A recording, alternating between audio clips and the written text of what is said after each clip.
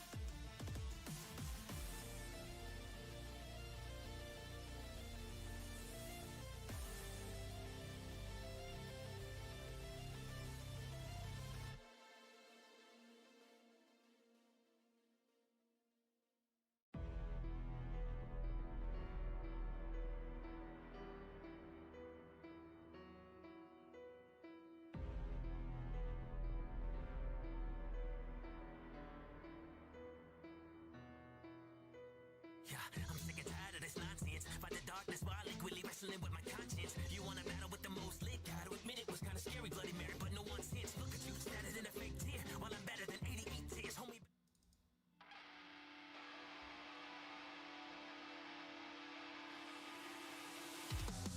Hey everyone, welcome back. I am Pseudo, and I have some really fun stuff to show you tonight.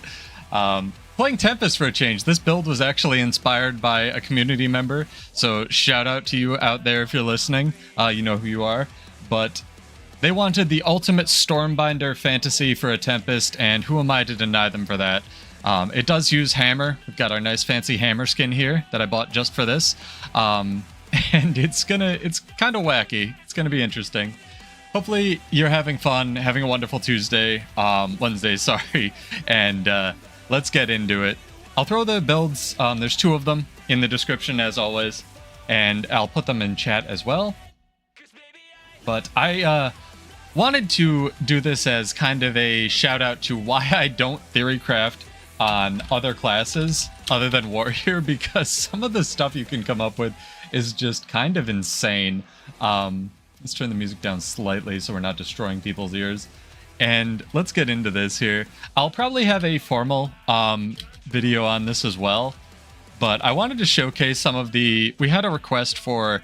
a couple requests actually last night for lesser known skills and traits like not anti-meta stuff, but off-meta stuff. So that's kind of what I'm concentrating on tonight. So we will be looking at that. It's going to be pretty fun. So I'll start in a sec, give people a few minutes to get here. Did a countdown today. We'll see how that goes. Maybe people thought I was dead and left already. I don't know. But it's going to be fun. Let me text my girlfriend and we'll get started in a sec.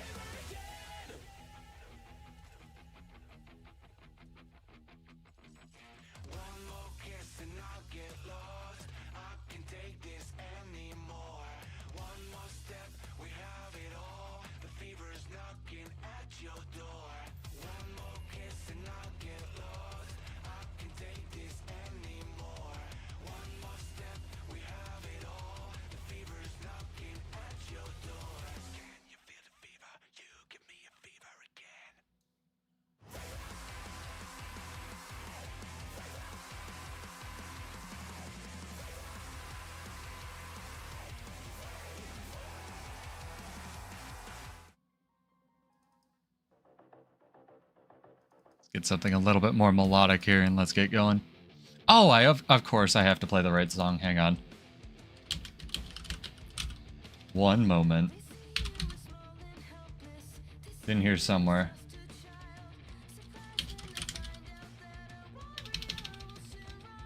Might have to play from YouTube. Oh my gosh, it's not in my library. What is wrong with me? Hold, please.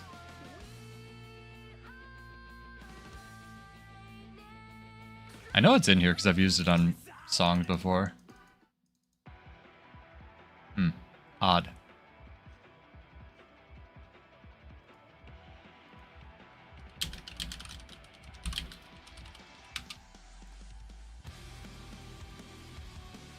I'll bury the light. Of course it is. Y'all know what I'm talking about. There it is. There's the one I can use on YouTube without getting DMCA'd. Alright, let's get this going.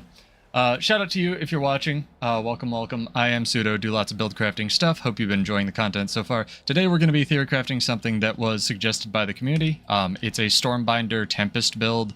It excels in, pulsing that shocking aura with fresh air over and over, as well as just not abusing, but definitely maximally utilizing a lot of the systems that are in the game. Showing off this build, let's put it up on the screen in a more edited video, but essentially what you want to do, just like most builds, is you can use this air overload, give yourself a nice shocking aura here, and then switch into another thing. You don't even need to attack a lot of the time. You've automatically crit, reset that cooldown. The alacrity actually affects the time to attune to a singularity for baffling reasons, so you don't even need the trait. It's actually just the other trait, other Grandmaster you could take, but better. And then you just keep swapping back into air, and you have almost 50%, if not more, uptime on Shocking Aura. You also get a stack of stability every time you channel one of these overloads. They also function as a stun break, give you swiftness. You have a decent amount of Condi Cleanse with the build as well. You can take a different heal. You can use the cantrip here. Let me get out of combat and swap it. So that you have that amazing cantrip heal, or you can take the Signet, but you're not casting a lot of skills. You're just casting basically a few skills over and over, so I really wouldn't take the Signet because you're also not taking Written in Stone on this build. Something I do want to mention, and here's where it starts to get insane, is this elite elemental, right? Elementalist in general does not have strong elite skills, except for this. If you ever see one of these in PvP, and the elementalist is not dying, whatever kind it is, you need to kill this elemental. This elemental has a 15-second, 7,000 health, 1,000 damage, 1 condition remove knockback on a 15-second cooldown, which is less when you give it alacrity. Or you give yourself alacrity because you are using the skill. The other insane thing is, you'll notice here, I press this and I get this shield. This is from this trait, Final Shielding, that's in the Arcane line. So, quick napkin math. This comes out to a 12-second cooldown. Arcane Shield lasts for 5 seconds. It does have a 20-second cooldown, so internal cooldown, so you'll want to see that, like, I didn't cast Lesser Arcane Shield there. You're going to want to wait to a 20 seconds. But you can get 2-3 of these off every time you summon an elite elemental or a greater elemental like this. We'll go into other ways you can take advantage of the maximum alacrity that you can get in World vs. World in a sec. You'll see, I'm pulsing this alacrity, and then if I get the full channel off, I get basically PvE numbers for my alacrity because I can build concentration in World vs. World. But it's kind of insane what you can do with this build. Obviously, you also have the big Hurricane of Pain hammer nuke that you can throw down. If you're running a Sigil of Vision, all of that will crit, and then obviously you can just go back into this. Overload. Reset your cooldowns, go back, Hurricane of Pain while you're waiting for that to cool down, stun them if you want, maybe swap into a defensive attunement first if you need it, like water to Condi Cleanse or whatever you want. The other advantage of this build is you'll see that it has 25 vulnerability pretty much on the target, as well as almost permanent weakness uptime. That comes from the Arcane trait line, and there's a little bit of a variance when you run Aura Share, which is the other build I'll show off in a sec. But you can generate a decent amount of might with the cake that you're running because you hit so many times on this build over and over. It's just basically a lot of small hits, but almost all of them generate some kind of condition on the target. So whether it's vulnerability, whether it's weakness, it's really strong. And And on top of all of this, here's the part that kind of, because Elementalist has all of these individual systems that can run, right? It has all of these individual systems, you know, comboing water fields to heal yourself, doing all of these other things, sort of taking advantage of all these boons that you can rotate through and all the attunements and whatnot. Here's where it starts to get insane for Elementalist. And here's where I would kind of start paying attention, because you're gonna like this. So you summon this greater elemental. It's got its own skills. You can get arcane shielding. Again, just summoning it counts, so you don't want to press that right away if you can help it, unless you need the big burst heal. But again, 15-second or 12-second, 7,000 health heal. Kind of good on an Elementalist when they don't traditionally have heal skills. Anyway, so you have this Earth Shield, right? Earth Shield is notorious in PvP after people figured it out for being really, really broken. You look at these skills, they're all extremely good. This one is insane. It has a 12-second cooldown, gives you a magnetic aura. The magnetic aura lasts for 4 seconds, and then because you're basically giving yourself permanent alacrity, this effectively has an 8-second cooldown. So again, quick napkin math, 4 divided by 8 is a 50% uptime on that magnetic aura. This is a shout out to all those people who think that Shieldmaster plus Aegis on Bladesworn is broken. 50% uptime on a magnetic aura that you can also share to your friends if you trade into water is nuts. Let's go over here so we're not bothering this guy who wants to practice his stuff too. That's crazy. On top of that, because you're running maximum boon duration, basically it's like 96 with this build, you are stacking up stability. This lasts for basically forever. All of your overloads are stun breaks and they give you stability. They Condi cleanse whenever you go into water. Again, you can overload to do more Condi cleanse. This also Condi cleanses and generates a water field. Then you can jump through it. So many different combos. Again, look at your skills, read what they do. I'm not an Elementalist player, disclaimer, so, you know, your mileage may vary just like mine. I'm a build crafter, and I can tell you that these systems, at least on paper, are crazy.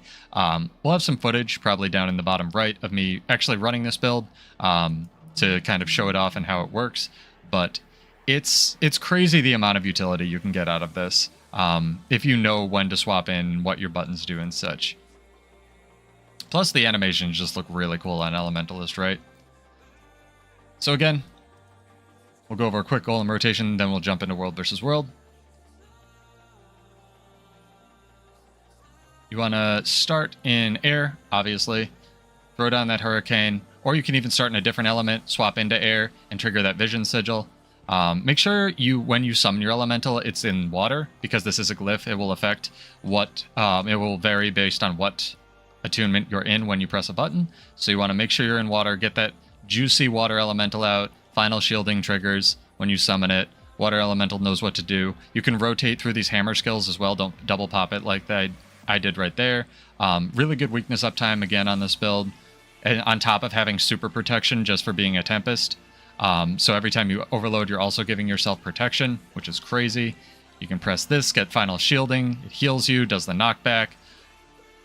This build is just nuts with the amount of tools it has.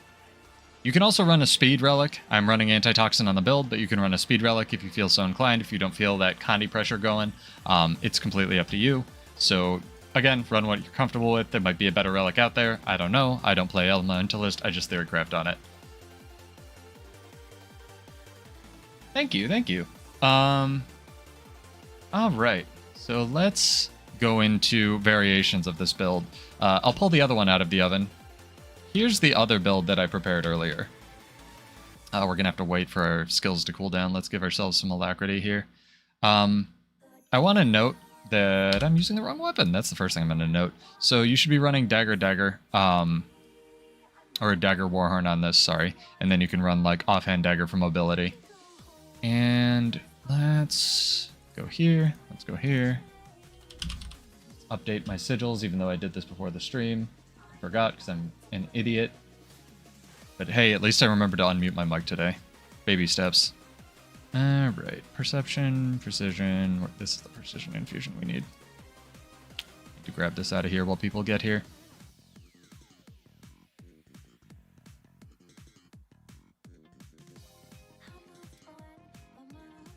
Where'd it go? It disappeared. Precision infusion gone. Oh, because it's an ascended. Well, that'd be why. Can't slot it in. Oh well, don't need it. It's 5 precision. Who cares? Although I could do this, and then that solves our problem. There we go. So let's go generosity. If you didn't know, generosity is one of the most powerful Conde Cleanse sigils because it, in addition to removing a condition every 6 seconds, it also transfers that condition to other players. And if you have something like antitoxin, it will actually cleanse an additional condition. It won't transfer it, but it will at least cleanse it so that you don't have to worry about it anymore. So you cleanse 2 conditions every 6 seconds, basically. That's that. Let's go to perception here. Perception's probably the strongest stacking sigil because it gives you precision and it does stack up to 250. So keep that in mind when you're trying to build for stuff, although I don't like relying on it for things that need to 100% crit cap because it's a little bit awkward when you don't have those stacks yet. So there's a reason we swapped to Dagger Warhorn here, and I'll explain that in a second.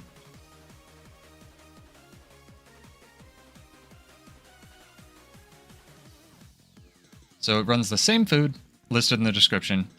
Your cake of choice, I prefer the Conde reduction one, especially on Elementalist, when my Conde Cleanse options aren't usually limited, but they kind of are on this build. That's one of the reasons I supplement it with Antitoxin, and we're running Dagger Warhorn. The reason we're running Dagger Warhorn is for this skill right here. Shocking Aura, self-explanatory, gives you Shocking Aura. But on this build, you're actually running Aura Share, and there's a reason you're running Aura Share even though you're by yourself. And I kind of teased this when I previewed this build, but everyone can take a second if you're catching the VOD. Yes, let me know what you think in the comments, and I'll show it off in a second. So this build, a little bit different, works off a similar principle of overpowered elementals that no one really knows about. Overload, give myself some alacrity, cool down this. Basically, this glyph right here stacks the number of elementals you can summon. And while they're not very powerful on their own, you can basically have an army of these things. So, again, give myself alacrity, reset it with fresh air, resets, goes in here. I could even detonate that, stun everybody. I can do this, pop the knockback, give everybody Shocking Aura again, and you'll see, as it gets going, what we're sort of aiming for here. The alacrity, of course, affects the cooldown of the lesser elemental glyph. And you don't have to summon the air ones, I just like them because it's convenient. I would actually recommend summoning the water or the earth ones, or even the fire one for some damage. The earth ones are hard to kill and the water ones chill. But you can see, we've got our own little army here, and each one, every time you overload, or press the Shocking Aura button, gets Shocking Aura. And also, we all know, Shocking Aura is very overpowered. You can actually summon up to 5 of these little guys per elemental. They will reset if you try to summon another one. Also, good luck trying to summon 5, because even with alacrity, you're not going to get that close. It's more of just an aerodrome DPS testing thing. But obviously, the Warhorn skills are very strong, so much so they had to nerf them. You can actually pop Shocking Aura while you're channeling it, so you have even longer duration Shocking Aura. And again, just know what your Elementalist skills do. You can rotate through, give your little buddies whatever aura you want. Frost, Shocking, Magnetic, have a kind of like Reflect Wall going with Magnetic Aura. It's really interesting the nonsense you can pull off with this. And again, this may have a long cooldown, but you're giving yourself alacrity, so it's a little bit less here. Elementalist elites just have a long cooldown if they're not the Weaver one. That's just how it be. We're up to 4 elementals now. It's getting a little bit ridiculous. Let's see if we can go for 5, right? Give them all some fire aura for a change. Oh, we lost it. So 4 is the max, looks like, with this build. Oh no, only 4 elementals. It'll only block half of the target cap things in the game. But yeah, this build's a little silly. The reason we're running Lightning Hammer on this build is because people don't know this, but Lightning Hammer actually gives you quickness. The 2 gives you quickness if you have 100% boon duration, and also give yourself alacrity by itself. As long as you're hitting something, you have 100% quickness uptime. And the reason quickness is good on overload builds is it decreases that amount of time that you need to overload. I'm also running a Celerity Sigil, so if I ever disable something, say if I have Shocking Aura and something attacks me, which I clearly do on this build, it'll give me another 50% uptime on quickness, 10 seconds with a 20-second cooldown. This is very strong. You can pick up your Lightning Hammer. It'll already be... You could already have permanent summoned weapons, but now you can have even more so, because as you can see, they just cool down. You want to make sure that you're hitting those overloads, though. I missed one as I was picking up the hammer. So, again, keep this in mind. But also, obviously, summon your little buddies. Switch to water, summon the OP one. Maybe heal us up. You don't get to run final shielding on this, but as you can see, you're in no shortage of round projectile blocking things that can definitely help you out. So I hope you enjoyed this build. I hope you find it helpful. I'll be running the 2 variants for the rest of the night. Come join. There's definitely some nonsense you can do with this. And if you have any questions on how they work, let me know. Obviously, if you're running with actual people, you can run this build. I would take off the Glyph of Elementals so that you can make sure your friends get the auras. I would also put on the Earth Shield just for that uptime on Magnetic Aura for your friends. Again, 50% uptime is crazy good, even if you can't get it like 100% going with every overload. But this is a very strong series of buttons that Elementalist has, and whenever anyone likes to complain about the tools Warrior has, I like to point out that every other class has even better tools that are more ridiculous. So we'll see how this goes, but you have a lot of stuff. You have Lightning Flash. Again, you'll notice there's no stun breaks on my bar, but all of your overloads are stun breaks. So again, and they give you stability, so take from that what you will. Lot of buttons you can push on this, if nothing else, right? It's a little silly, the amount of tools you have available to you on an Ellie. The trade-off for that is, of course, supposed to be that they're squishier, but as we know, we get permanent, basically, protection uptime on Tempest, along with the fact that Tempest increases the effectiveness of protection up to 40% damage reduction. So, you know, that's a thing. 40% seems good. Oh, man. Alright. Let's jump into World versus World. Oh, I didn't even mention... I'll have to edit this together in the video. So another thing you can do with these little guys... This one's still alive. Oh, he just died. So, let's build some elementals up again, and then I'll mention it. The reason you're running Warhorn is for all the Warhorn tools, but also this heat sink skill that's on the 4. Heatsink used to transfer all the boons that you had on yourself to your allies. Now it only transfers Fury and Might. Oh no. If only I had summons that could benefit from this. Say, little buddy summons where Alacrity affected the cooldown of their internal schools, and Fury and Might affected their damage. Too bad I'm not playing a Necromancer, which, as we know, is the summon class, right? Move over, Necro. There's a new summoner in town. So yeah, basically what you can do is you have all these elementals up, right? You jump into fire, you stick in fire for a little bit. You can throw it on the fire field, whirl in it, blast in it, whatever you want to do. Give your buddies might, and then you press heatsink, and yeah. And that's long duration too, right? All your elementals will gain 25 might, in addition to being sponges for that target cap that arenanet seems to be both shying away from and putting more tools in the game to support, so we'll see which direction they want to go with that.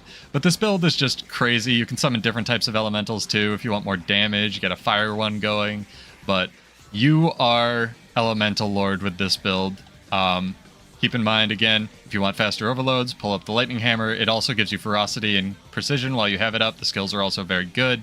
They're all affected by Alacrity, as you can see. It's just a chain of one thing into another, into another, into another with this. You just have to remember what buttons to push when. Obviously, when to jump into water to heal yourself. Those sweet water skills. Maybe overload for your allies and cleanse some conditions off them. But we'll be running these for the rest of the night, see how it goes. Hope you've enjoyed the build. Hope you've gained some insight into how things can be a little bit more powerful than maybe arenanet or people tend to think.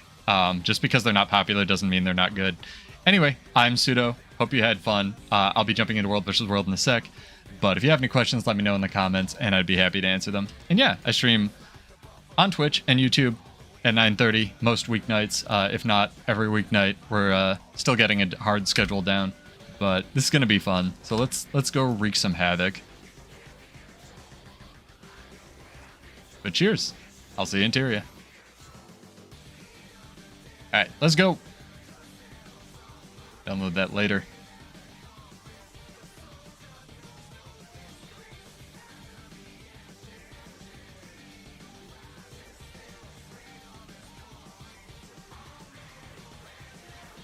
Hello, Kate. How are you?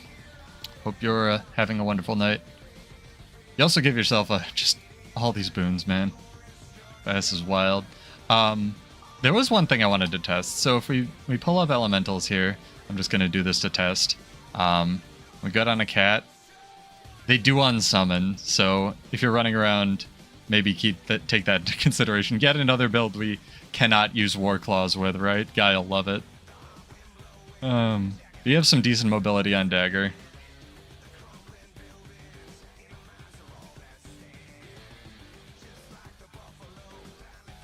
I'll be zooming around.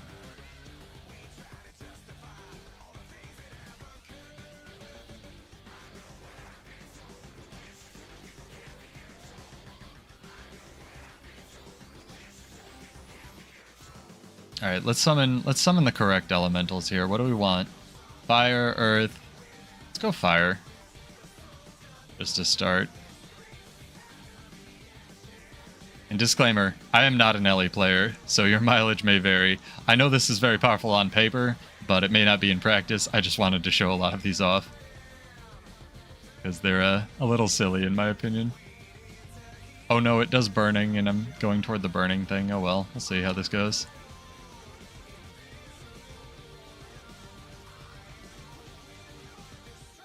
Should have a decent amount of Condy Cleanse. Be able to deal with this.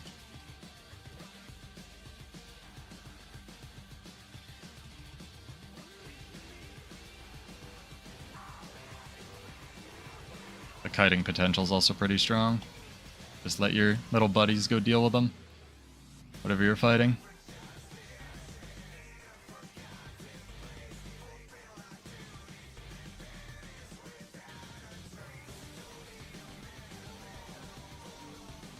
There we are.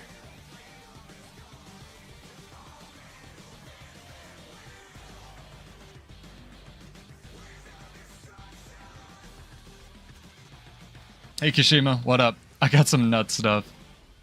Hope you're having a wonderful night. We building an army tonight.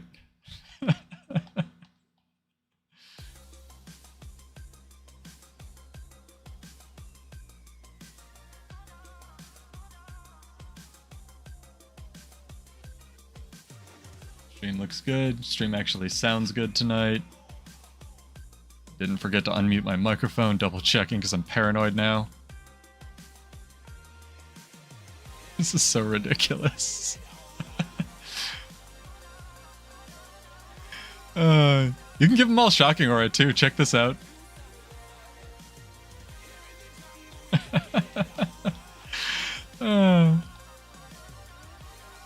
Look at those damage ticks. My little buddies. I should summon all the chill ones. That's what I should do.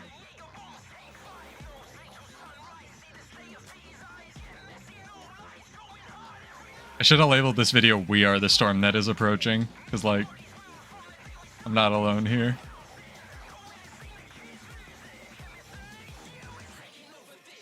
This is ridiculous. You want to fight me? Come fight me in my army. Come on, dude. I know you want to. Alright, we'll have an elemental battle. It'll be like Pokemon. Aw, perfect. Fight me. Fight me, dude. I can't get on a cat to dismount you. They don't work. Fight me. No, come back. Darn it. No one wants to fight. I have no idea why. Elementalist.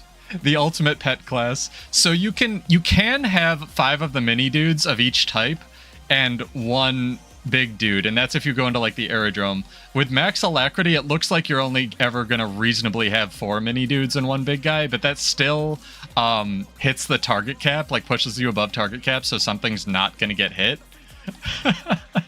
I could even run like a Golemancer rune on this and have like an even bigger army, right? It's so ridiculous. Ow. My butt. Maybe I should run the Signet. Heal Signet. I feel like you don't actually have that many button presses, but I could be wrong. Maybe it's every time something ticks damage. Look at my little buddies. I'm doing nothing. The nuts thing, though, and I showed this off in a little bit earlier.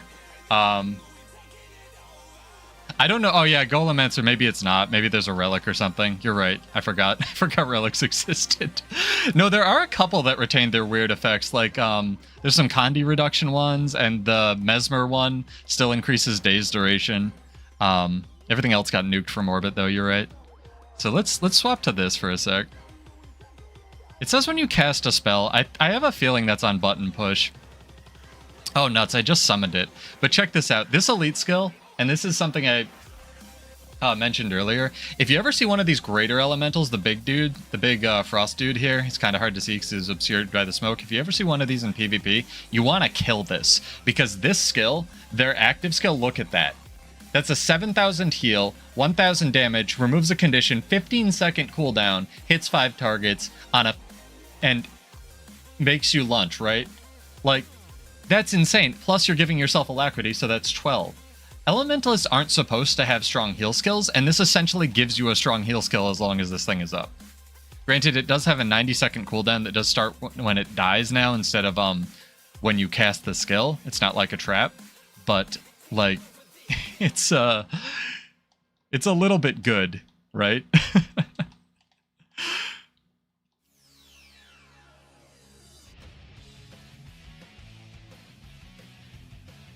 Oh man. LE nonsense. Give all of them shocking aura. Okay, it died. I can switch to the other thing and show it off now. So, are you familiar with arcane traits, right? Yeah, the fact that, like, again, people wanted off-meta stuff, there's a lot of stuff that people just don't use or don't know about. They do die on a timer, but this one lasts for 2 minutes. Or the lesser elemental that was here in the other build slot. This one lasts for 2 minutes, but then goes on a 90-second cooldown, which is about, 60 with alacrity, a little bit more, which you are giving yourself permanent alacrity, basically, with this build. But what I want to show off is this Catalyst Hammer build, right? Now that it has access to the Tempest Hammer build, now that it has access to Hammer. So check out the weakness uptime on these Doliacs, right?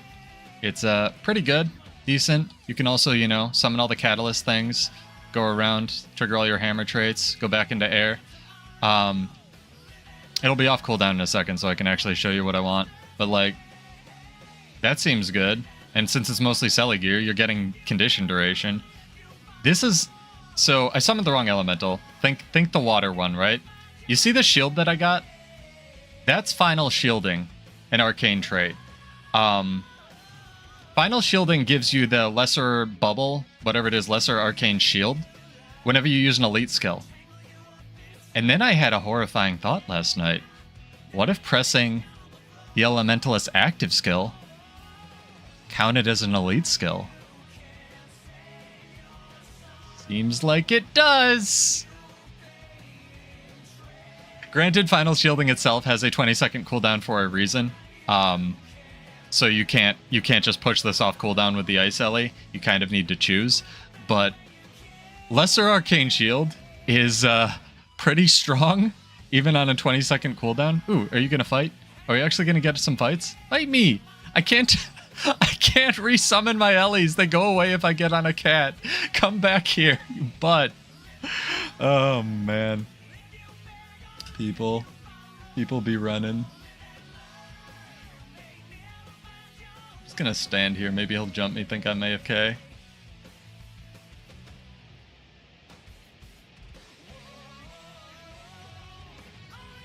Yeah, super speed on Ellie, or elite skill.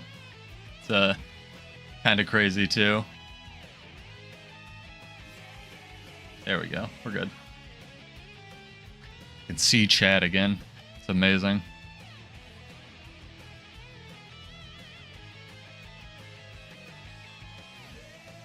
The reason I don't run the lesser glyph on this, which I totally could, is because on the other build, the Dagger Warhorn build, I run water for the aura share. So whenever you overload on the other build, you're also giving, what's it called, auras to all the little dudes, right? And the big dude. It's so silly. Elementalist skills are just crazy.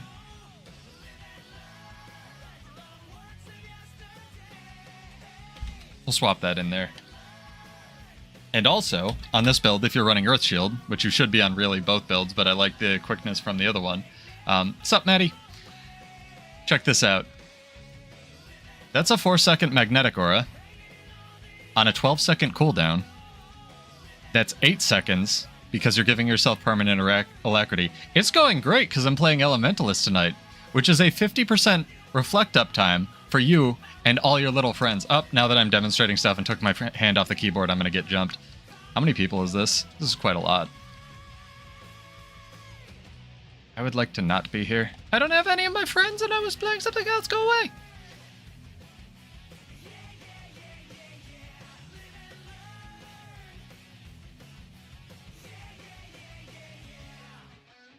How many is this? Is it a Mirage? It's one Mirage. He had a lot of dudes up. Damn, he's the real summoner. Okay.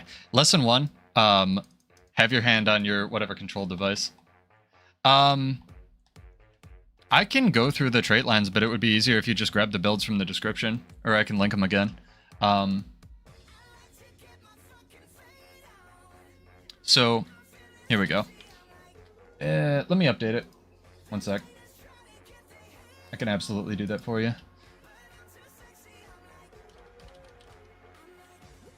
So there's the hammer one. And here's the dagger one.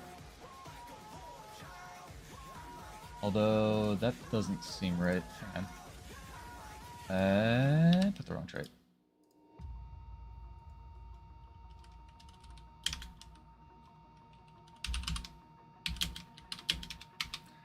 There we go. I can't type, but you get it.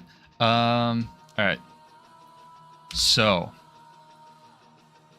these traits, right? We have Rune of the Pack, because it just gives you the most stats, as well as boon duration. It's just really important for this build. Gets you close to 50% crit chance without the Lightning Hammer equipped or Fury. On the Hammer variant, I think Guardian Pistols will be OP. That's what I think Guardian Pistols will be like. I think they will be what Warrior Pistol should have been, which is an actual viable mid-ranged option, which is what Guardian also has needed because Scepter is a joke. Let me find a good song for this. Alright. So, going over... Good hype song, too. Alright. Going over traits for the Hammer build. You have one with air. Gain super speed whenever attuning to air. Will trigger off fresh air every time you refresh it. This one also just increases your movement speed base whenever you're... Oh, it's just not even when you're attuned to air. Oh, no, it is still. And gives you a bonus crit chance. Not bad. This trait, whenever you attune to air, does some vulnerability. Great. Yeah, no worries. Storm Soul. A lot of people prefer this trait because it gives you bonus damage. You don't need the Fury. You get Fury from other things. It could make it hybrid Guardian Pistol. You're definitely right there. So Storm Soul... Strike damage increases to disabled through Defiant foes. The reason this is important is every time you overload with fresh air, you're generating that shocking aura, right? So when you're dumping out shocking aura, whether it's in this build or the other build with the summons, you are disabling whatever you're attacking. The main point of this is it increases the duration by 33%, which rounds to like 1 1/4 in this game. The thing with shocking aura is it has a 2-second cooldown and stuns for 1 second, which theoretically means you can't perma-stun somebody, but you can lower the window where they can actually attack you from being stunned. If you actually equip a Paralyzation Sigil, this will go up another 4th because it goes off of the base duration, so that'll chunk your stun up to 1.5 seconds with a 2-second interval per target. But again, it's not really worth it. Yeah, Relic of Radiance would be good here. I did think of that. So Arcane Protection, here's where all your Fury comes from, because you have almost 100% concentration with this, right? Because you want to just pump out that alacrity. For the Hammer build, you're generating Fury from Arcane. Very good. Basically perma Fury. Whenever you go back in and out of air, there's no cooldown on that. Critical strikes are predominantly generating weakness, again, because you're in air, which is crazy to have just permanent weakness up on something wherein you already have 40% damage reduction. Which basically means because these two are actually additive because they are separate things. One's damage reduction that they do, and one's damage reduction that, or it's not, It's not 50%, it's actually more with weakness because they don't crit you, basically. Weakness means they have less endurance regen, and they also can't crit. Very powerful condition. So essentially you're taking more than 50% reduced damage from whatever has weakness. Granted, a lot of stuff has Candy Cleanse. And then 40% basically damage reduction, almost 40, I don't know why it's 39.1 or 0.5, from having protection. So they're effectively doing about 8% damage to you when you have both of those things. And you should have permanent or close to permanent protection if you're rotating your stuff correctly.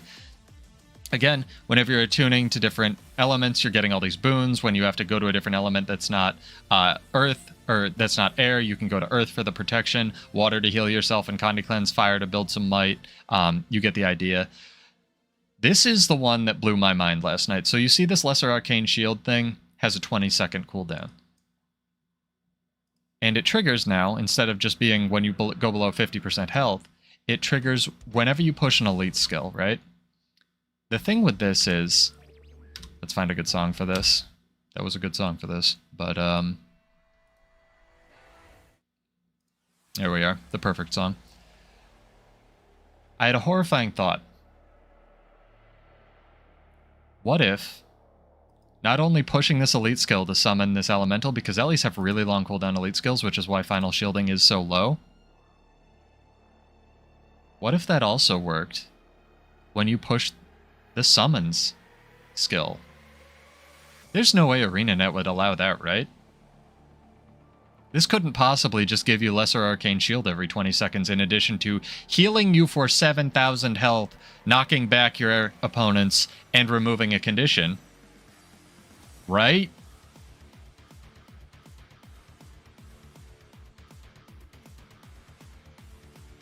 Uh-huh.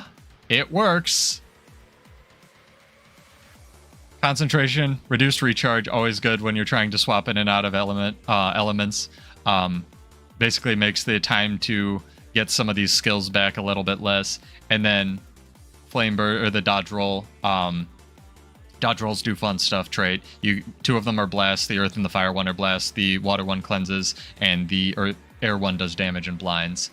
All of your overloads stun break, including the one that you're perpetually resetting with air. So you always have a stack of stability and swiftness from this trait, and they'll also be your stun breaks as well. You gain an aura. When you overload, need I say more? Overloads generate protection. Again, the earth one will generate bonus protection, so keep that in mind. Try to get that one off every so often to get that alacrity. And then here's the thing with Tempest, right? This skill is supposed to decrease the amount of time to attain singularity, and what this means is it basically lowers the amount of time once you swap into an element. You see this 5 here that it takes for me to get into an overload. But here's the thing. The same thing happens if I give myself some alacrity, effectively, and then I go into a trait. You see, this is reduced by 25%, which is actually almost as much as it just reduces this, or this trait reduces it. Plus, you just have permanent alacrity to your allies. This is just a better version of this in anything but PvE, when something else is giving you alacrity, which is insane.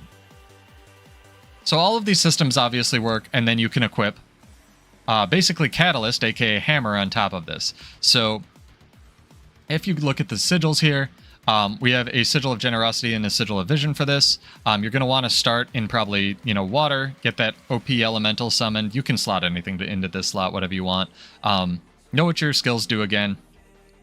Kind of important with Ellie. And then you'll swap into air once you're in combat. Throw this down. It'll all crit because of the Sigil of Vision. It's not 3 strikes. It's just 3 seconds in World versus World in PvE. Again, rotate through your skills if you want, or more realistically swap in, hit them like once, or just wait for the air or like pulsing damage thing from the overload to tick on them. It'll reset this. You swap back in, keep pulsing shocking aura on yourself and just doing damage. Candy Cleanse is somewhat of an issue. Again, that's why this is actually a decent option here, because you're not really getting much Candy Cleanse or anything else.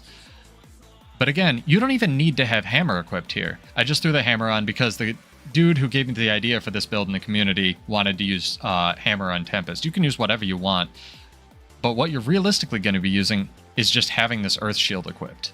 This Earth Shield gives you toughness and vitality while you have it. It's basically permanent because you're giving yourself alacrity, which means even if you're not going every 30 seconds to pick up the other one, you should be able to have 2 of these down at once, because this cooldown is effectively 40 seconds, not 60. And all of these skills are reduced by 25 as well. And again, these are good skills that they've had to nerf many, many times in PvP. Especially this one, which gives you magnetic aura. Again, 50% uptime on magnetic aura, because the cooldown of this is 8 seconds with alacrity, and it lasts for 4. And it's unstrippable, unlike Aegis on Warrior. That's insane. You can also swap in Lightning Hammer as I run on the other build. I know it's not Earth Shield, but the reason Lightning Hammer is good is because this skill exists. This skill actually gives you quickness whenever you hit with a jump. Again, you're giving yourself alacrity, so the cooldown of this will be actually 6 seconds. And quick napkin math, 6-second uptime, 6-second cooldown means permanent quickness, basically. On this build, you're running a Rune or Relic of Antitoxin, give you some more Condi Cleanse. You're running a Sigil of Generosity, which will also Condi Cleanse an additional condition. Hammer. It's funny because 2 of the conjures are amazing, and the other 2 are like kind of mediocre now. It used to be Frostbow, which was the OP one. This has never been good, but these 2 are insane. I almost considered putting if you need some extra mobility, you can throw this here, but because you're running Arcane Shielding and you want that Elemental proc for the Lesser Arcane Shield, the Elemental is just too good. Plus the Water Elemental that you summon is just way OP. That I've already explained multiple times. The skill that it gives you is insane. It lasts for 60 seconds. It's crazy good. So you can throw down Lightning Hammer, do some damage. This is an undodgeable, unblockable stun, by the way. This static field, so is the one on staff. You can't dodge through this. It will hit no matter what. Got a launch here.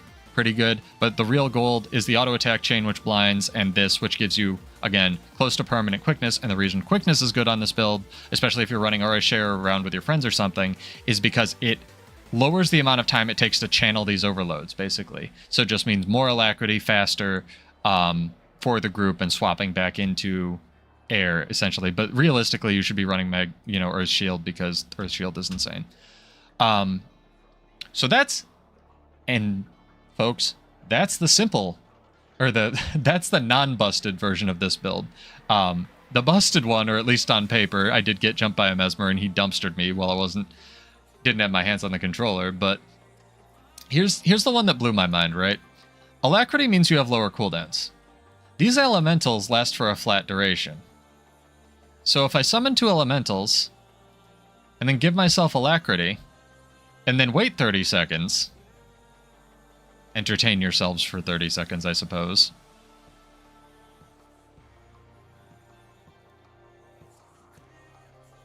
You have to remember to actually give myself alacrity. That's very important on this build. Kind of just like PvE Tempest. Okay, so summon another elemental. We're up to 3 now. Whenever I overload, they all gain auras because I'm running water. That includes magnetic and shocking aura, and you can give yourself basically permanent shocking aura. That's why you're running dagger instead of hammer on this build, because you can just click this and then everything around you gets shocking aura. Shocking aura is busted as crap because it's undodgeable again and unblockable whenever it stuns you. So... Oh, he died. Rip Greater Elemental. You can have Kashima asked earlier. Well, a couple of them need love. Crossbow and Flame Axe is awful. Flame Axe needs all of the aftercast removed. The other ones are good.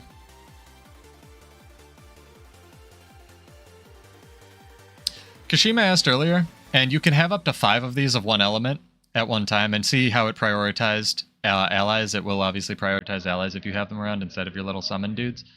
But up to 5 of these in like a, what's it called? A special forces training area, which means that 5 plus 1 is 6, and most if not all the skills in this game hit a maximum of 5 targets, which means one of your dudes, while it's probably not going to be you, one of your dudes is not going to get hit.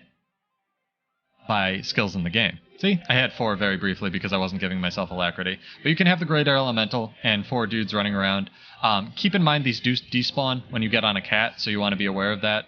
Not jump on your Warclaw too early, or unless you need to catch somebody. But similar traits, we already went over the air and the Tempest ones. Soothing Mist, again, regenerate when you're attuned to water. Alright. Gain regeneration and Frost Aura when you critically hit. Again, that'll dump it out to your allies. Heal nearby allies when attuning to water. Pretty good. Cleanse a condition. Again, good with that antitoxin because you don't have great uptime on condition cleanse. Reduces cooldown of water skills, kind of meh. And then powerful auras, which is why you're running the trait line. If you have any questions, feel free to ask. We'll go to sigils. They're a little bit different. I run generosity and celerity on this just because I'm running the lightning hammer and I want to try to get that permanent uptime. But the other insane thing that I realized you can do with this is this skill. So as long as you're swapping into and occasionally overloading fire, you're going to have 10 stacks of might, or 5 I guess in World vs. World, plus whatever might you generate from, you could throw a strength sigil and have 25, or just blast this a bunch. But this by default gives you 6 stacks of might, regardless. But the cake that you're running has a 33% chance on crit, and your crit's pretty close to 100 when you have the Lightning Hammer and Fury, especially if you stack up that Perception Sigil that you have on the offhand. You're hitting basically a lot of times, but they're all little hits with this Air Overload, right? So all of those have a chance to generate might. Then you can swap into your Fire Attunement and either overload to give your little dudes might, or you can just press Heatsink, as I showed earlier, if you have the War Crone equipped, and give your allies might. Which, as I showed on the Golem, can be up to 25. So, effectively, if you pull this off right, you can have 4 elementals summoned, including the Greater Elemental. On a 12-second cooldown, you'll be able to heal yourself for 7,000 health, and all of your summons will have 25 might. And basically 50% uptime on either Magnetic Aura or Shocking Aura, depending on what you choose to throw in here. Or both. So, let's go ruin some people's day here.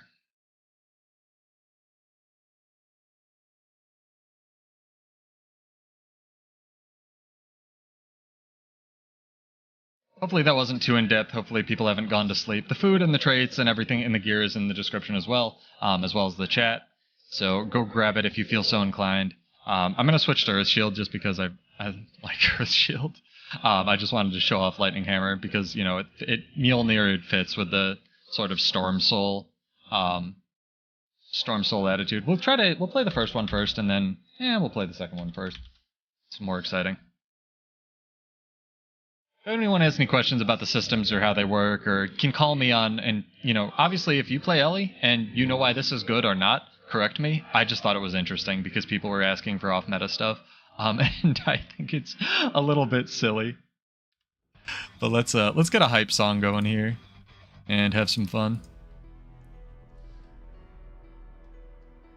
Oh man, I need to remember to summon my dudes, and I need to remember to actually give myself all these overloads, right? It's so ridiculous. 16 might. Boom. Or 18. Oh dear. Goodbye. And you have some good mobility on the dagger as well. Oh man. Ridiculous. Run, my Pokemon army! Run!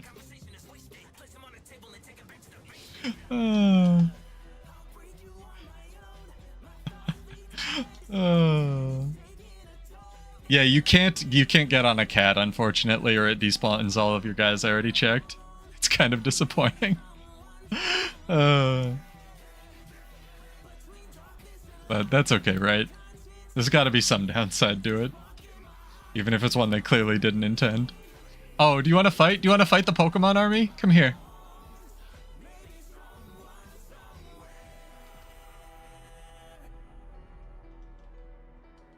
Oh.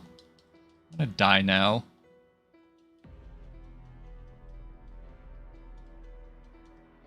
Why did I go that way, game? Okay, I must have had a dude targeted. Fair enough. Oh, I love it. That wasn't the song I meant to click. There it is.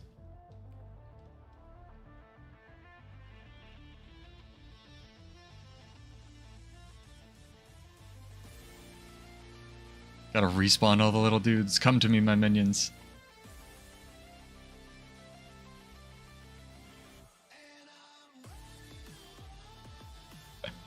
Oh, it's so silly.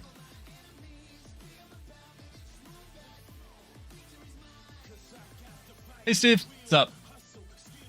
Showing off some Ellie nonsense tonight. Hope your day was wonderful. I've spent part of it theory crafting this. Kind of silly. My girlfriend was very polite and asked me questions.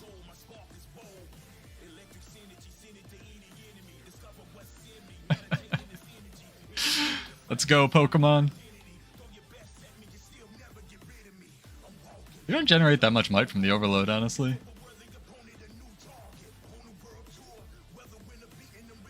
I see a lot of people watching on YouTube. I guess that's the preference, right? I don't know. Have both. But, whatever works for people. Just helpful for me to know. Alright, can we have a Pokemon battle? What is with these Zergs, man?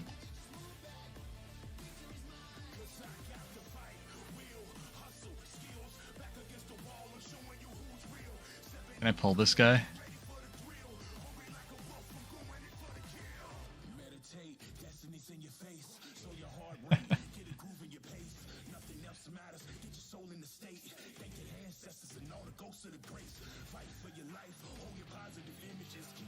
They just capped this. Nope.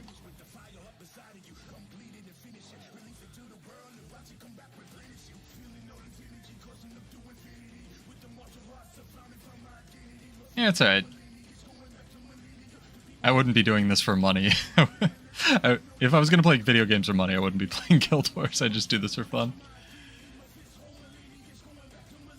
I saw LazyPeon's thing. I also saw Muckluck reacting to LazyPeon's thing, which I think is really a lot better context because he's apparently followed LazyPeon for a very long time and was able to explain why some of his stuff may be correct and some of the stuff he may disagree with.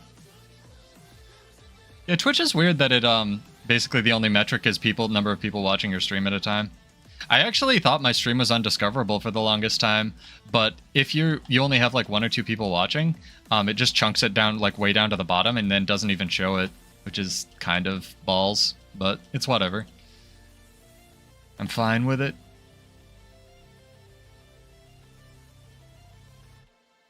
Come on, Pokemon Army, let's go. No! If I waypoint, do they stay alive is the real question.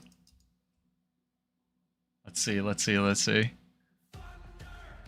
Oh, they stay alive. It's too good. I love it.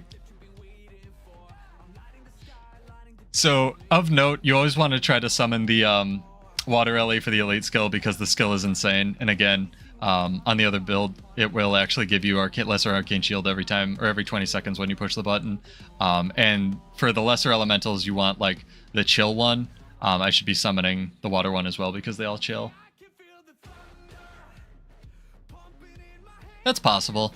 He also may have been, I know arenanet sponsored a lot of people who don't typically play Guild Wars because they just want to reach those audiences, which again, I can't fault them from that. You know, trying to get as many eyes on your game as possible. Send chat subs, donate, or whatever. Why would you ever want to do that? I don't know. I have no desire to ever monetize any of my content, but if I ever do, I will let you know.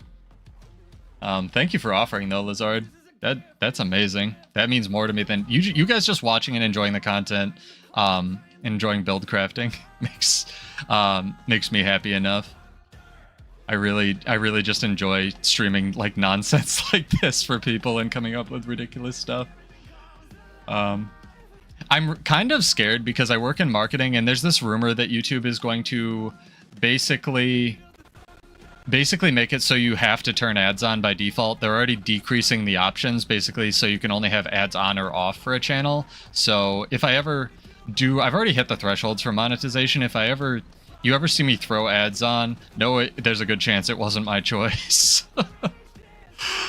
Yeah, it's YouTube being YouTube.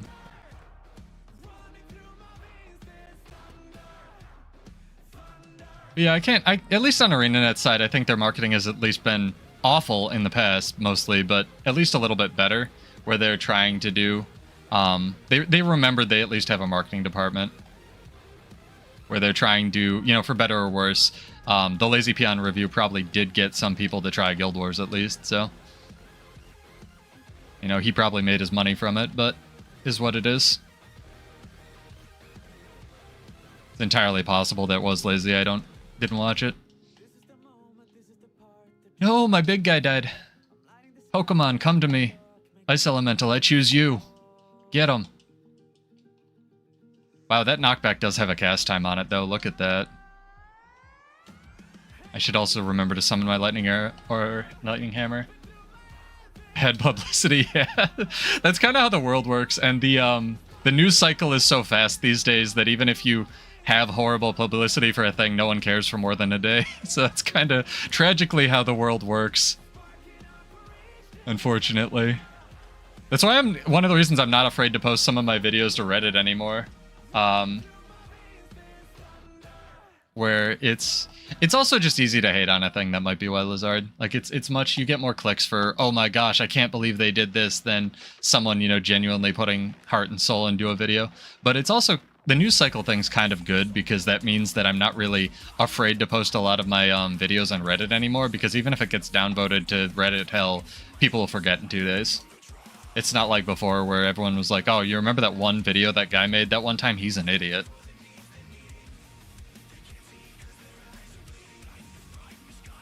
I wish my Pokemon lasted longer. Maybe I should be summoning the Earth one. It supposedly has more health. I tried to look up all the individual elementals before this, but I couldn't find too much stats on them. Like, the lesser air one out in the wild is supposed to weaken foes, but I think only the elite one does. It's something.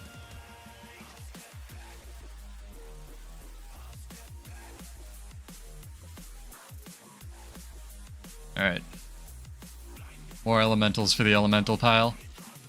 No one's fought me yet except for that one Mirage, man. People aren't able to dox you. So, fun fact, not really fun, but in my first Guild Wars guild that I joined and then left because I don't really do drama, they had a TeamSpeak server back in the day, and they were actually getting DDoSed by somebody who was salty he got kicked out, and it lasted for like, you know, you can't DDoS Discord, but it lasted, which is one advantage of, like, the only advantage Discord has, but it lasted for like 4 months, and then, you know, eventually people get bored and go away and find someone else to validate their life.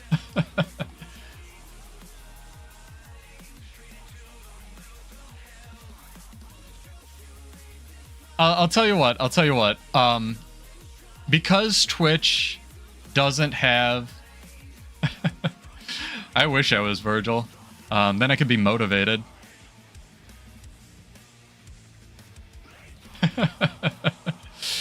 I don't even know about that anymore, but maybe. I'm not... I'll tell you what, when I build 1,000 bridges, I'll let you know how that goes. But, I'll tell you what, because Twitch 180'd on their... technically, I'm not supposed to be simul-streaming to Twitch and YouTube, but if Twitch ever throws me a partnership, I'll enable subs. How about that? You can gift some subs then. I'd be down for that. I'd rather the community get something out of it. I need to think of emotes. If you guys can help me think of ridiculous emotes, because I don't really do emotes, but, like, I don't know. Maybe a Bladesworn just crying in a corner. That's a good one for the channel, right? Hey Zealous, what's up? Hope your night's going well. No, I think my life goal is to be Dante. I'm slowly working myself there. I haven't put it up on Twitter, partially because Twitter doesn't exist anymore, and people have been paying me for my job to literally replace the logo, the nice bird logos with X's because Elon Musk is insane. The fun part about that is I just saved all the websites so I can just undo them whenever he decides this was a bad idea for the second time. But oh, my food ran out. Of course it did. Right when a guy jumps me, my food ran out. Thus is life, I suppose. I'd have to actually concentrate on this because I don't know what my LE buttons do. No! No! Oh, it's too much Condi. You were right. Oh, you were right. Oh, but he has a friend. Okay, that makes more sense. I was like, what is killing me? It's the Ranger, man. Guardian emotes. Oh, don't make me ban you forever. I don't know. I'm really interested in Willbender. I'll make a Willbender build eventually.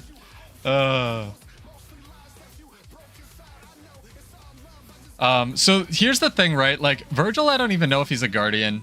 He probably is, but like, Virgil doesn't use pistols. If anything, Guardian's more Dante and Bladesworn's more Nero, and then like, what would Virgil be, right? What's got a great sword and like 2 main swords? Maybe Necro? Almost. Like, obviously colors don't line up. I gotta start winning some fights or people are gonna think this build's bad, but I also gotta start getting some even fights. This is more just a meme anyway. The the hammer one was the fun one, which I can switch back to, that I think it actually has potential. Oh man, what was I talking about before Virgil popped into my head? So I like 2 years ago, before, like at the start of COVID, very start of COVID, Vindicator, that's it, there you go. I did make a Vindicator build. Look out for the Vindicator space program build coming to you soon, theaters near you. I figured I'd record this one today though. So 2 years ago, I bought, at the start of COVID, I ordered a neon sign. And I put a lot of time and effort into getting this right. And it is the Devil May Cry sign from Devil May Cry 1, like the nice double helical red one. The problem was, because the place I ordered it from wasn't used to making larger signs. They were probably used to making, like, you know, things that would go on a bedroom wall or whatever. It snapped in half when I picked it up the first time. So I needed to get another sheet of plexiglass and then mount it. Here we go. Is this even? Or does this guy have friends? Why am I immobilized forever? Stop hitting me. I'm running antitoxin runes and that didn't cleanse the immobilize? Is all of antitoxin the have the 10-second cooldown? Oh, and it's his camp. Oh, I thought he was waiting for the camp. All right. I'm never going to get an even fight today, man. Whatever. I ordered the sign. It snapped in half the first time I picked it up. And I had to remount it, and then I had to weatherproof it, and now I'm excited to finally mount it on my barn. So slowly but surely, life goal, become Dante. Working on it. But how are you guys doing tonight? What are you up to, aside from watching me lose meme builds in World vs. World? I want to know why this overload didn't cleanse the immobilize. That guy had so many cover condis, that was insane. That's like the overload for it too.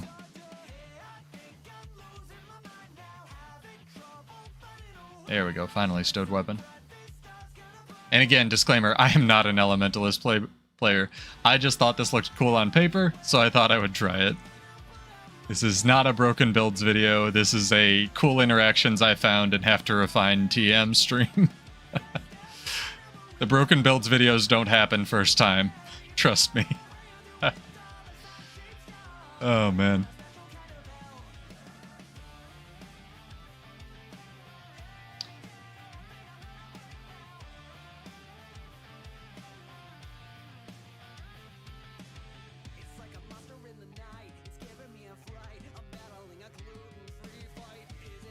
Oh, man. Those did not snap. There we go. Alright, we'll have a Pokemon battle. It should be weak to plants, or plants should be weak to fire, right? That's how Pokemon work.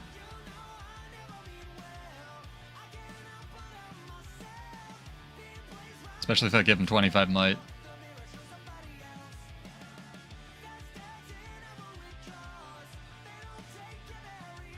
Man, these things do not do damage. Maybe that's why no one runs the lesser glyph. I'll just have to rely on the water ones to chill people, maybe.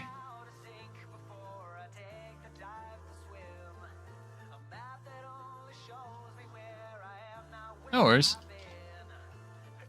Is this time slot good for people, or would people prefer something a little bit earlier? I've been trying to work around like what people prefer. I have a bunch of OCX people actually, but I can't stream every day at 5 in the morning now that I've fixed my sleep schedule. All broken builds are not broken to start. There's the hint.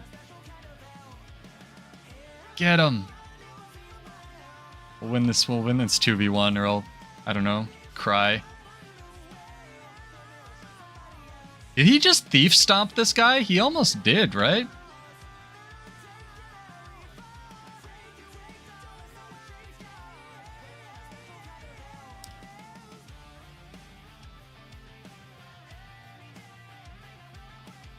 Oh man, I'm gonna die. Do I have to be around the elemental to get the healing? I do. Can you tell I don't play Ellie?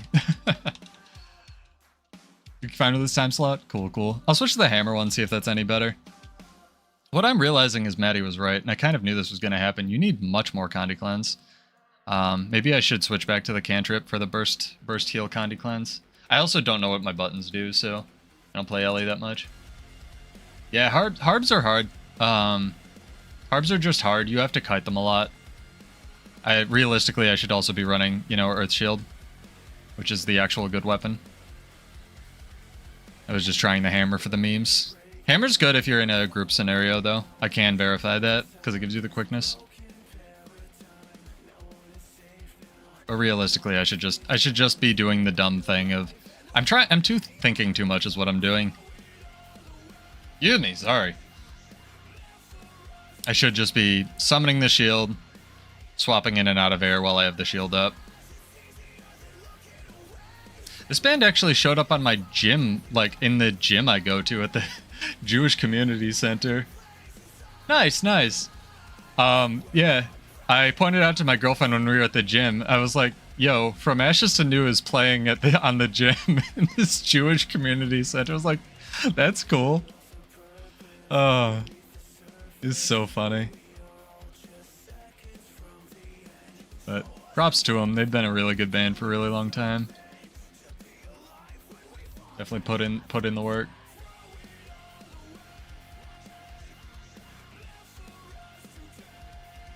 Alright, we'll switch to the hammer again in a sec. I just thought this was a cool interaction. Maybe I'll have like a section of just Pseudo's stupid, useless, cool interactions I can put on the channel. Because this is again the thing where I was like, oh, that should work and should be OP on paper.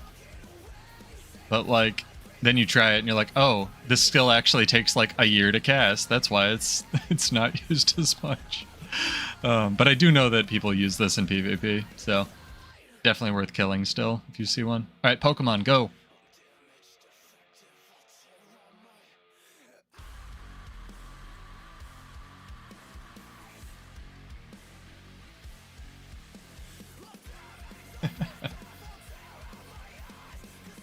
Yeah, I think Jim's just put on a playlist and then just have it there forever, right?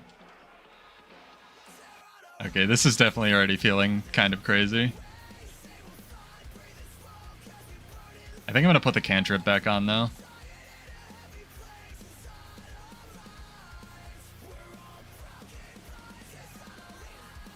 These people are like, what the heck?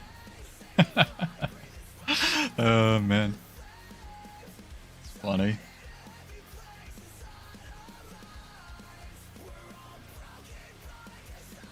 Escapism?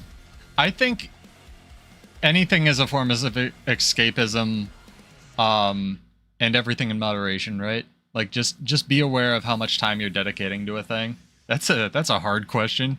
I think MMOs can be, especially things like Guild Wars, where you don't need to like play the game to play the game, can be a little bit better.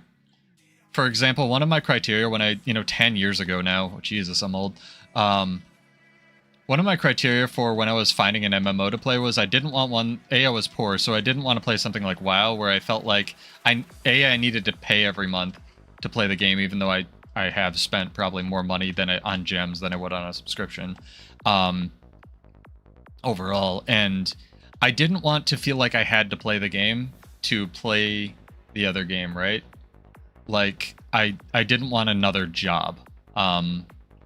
So I think MMOs where it's like Guild Wars, where you're like, you know, you can set your own goals, play at your own pace, etc., and you have reasonable expectations for yourself, just like life. I think it can be really good because you can socialize with people. Like, I can't throw lightning bolts in real life. I wish. I'm still trying. I'll let you know when that happens. But until then, this is the closest I get to being, you know, a gun samurai or an electric wizard. So that in that form, it's really good. I just think that, just like anything on the internet, just to get really deep, you don't want to, you want to remember there's a human on the other side, right? Like, just don't be a nutsack, whatever you're doing. Like in my duels, I try to like let people live if they, you know, give me 1v1s or whatever. Like, you don't have to do that. It's world versus world. Kill people. I don't care. It's just, you know, take the level of escapism you want from a thing. Books can be a form of escapism. So can food.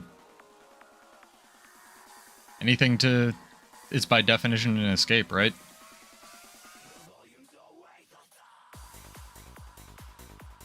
I don't know. Why do you ask?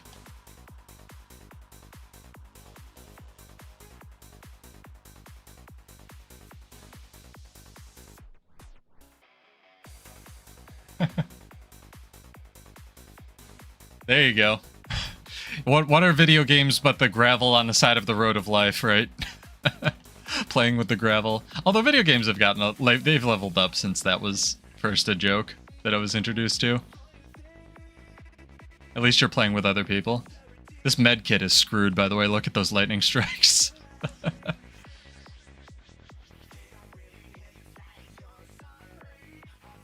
Oh, I should switch to my other weapon set. I should have gotten out of combat for the guards. Fun fact, guards of Doliacs give you stacks, but the Doliacs themselves don't. So if you ever see me, like, killing the guards but not the Doliac like an idiot, that's probably why. Or I'm, like, distracted by something shiny out the window.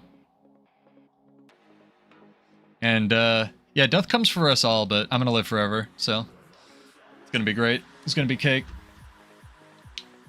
The cake will even give me a might on a 33% chance. All right, let's look at our map and find some people to fight here. One day I'll press the right. I'll remember how keyboards work and press the right button.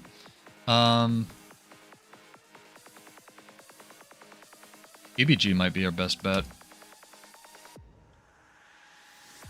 But yeah, this build was suggested. Started with a Hammer Tempest suggestion.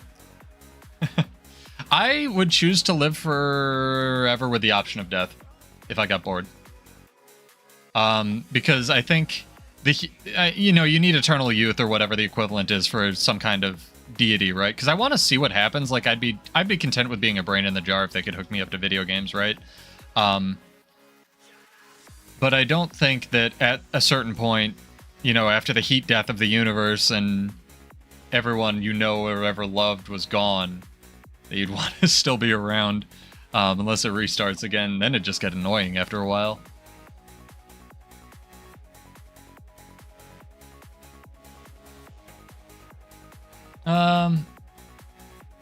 Yeah, quality of life matters, right? Quality of existence at that point. That might come... I don't want to say you're in the wrong community then, Lazard, but I think that's... How do I phrase this? There's nerds and geeks everywhere in everything. You can be a lacrosse nerd, you can be... And I think you obviously know that, right? Like, you came from the gym and you're playing video games. Like, there's... Stereotypes are there for a reason, but they've so weakened, especially in recent years. So, like... The idea that there's video game, you know, people who play video games are a loser, that's probably just, you know, the people that you are having that stereotype projected at you, projecting themselves, right? Like, they have something they don't like about themselves that they are projecting onto you or whoever they're talking about being a loser. you know? It's a lot of mentality of stuff kind of comes from people projecting what they, you know, negative emotions come from people projecting what they don't like about themselves. That's not always true, but a lot of the time it is. It's also a lot of the time true. I'm never going to be able to catch this guy. What's he, an NG with rocket boots? No chance. Almost got him. Okay, we're wrong. Team got him. There you go. A lot of the time, people can't self-validate, which is, and you don't just see this on the internet, but it's definitely kind of magnified on the internet with that thing I was talking about with people just not knowing the other person on the other side of the screen. They don't know how to turn all the energy they have into self-improvement because we're a social species fundamentally, and they're not getting validation, right? Doing push-ups is hard because you're not having someone go, yeah, wow, good job doing all those push-ups, right? Like, you're not getting validation for that, so a lot of people yell and scream and get validation on the internet, and you get more attention when you're yelling and screaming about something negative than you do about something positive. So people default to that because it's easy. Instead of taking all that effort and turning it inward, they project it outward. You see what I'm saying? Can you tell I majored in neuroscience and use it? Definitely use it in my web design career. Yeah, you definitely have to prioritize, right? A lot of my friends, I mean, I've been playing Guild Wars for 10 years, have kids now, they've grown up, they've changed, they have, you know, we did Harvest Temple, but we had to plan around everyone's schedules, right? About when their SOs could watch their kids and such. It's definitely something to think about. Nothing can be your 100% either. Nothing should be your, you know, you only do this. Unless you find it really, really fulfilling and really healthy. But variety is really good. Oh my god. Speaking of variety. Alright, let's get the Ellie out. Let's get the Earth Shield down. Let's actually help the comm and run some stuff that makes sense here. Alright. Shh, we're stealthy. Stealthy in this blob.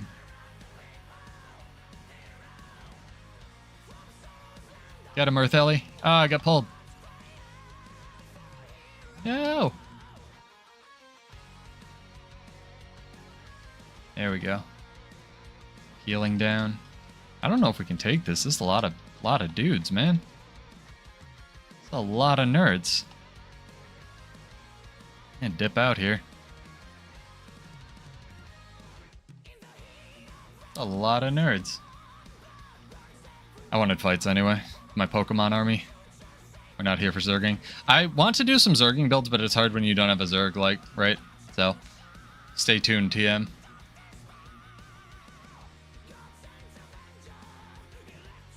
There you go.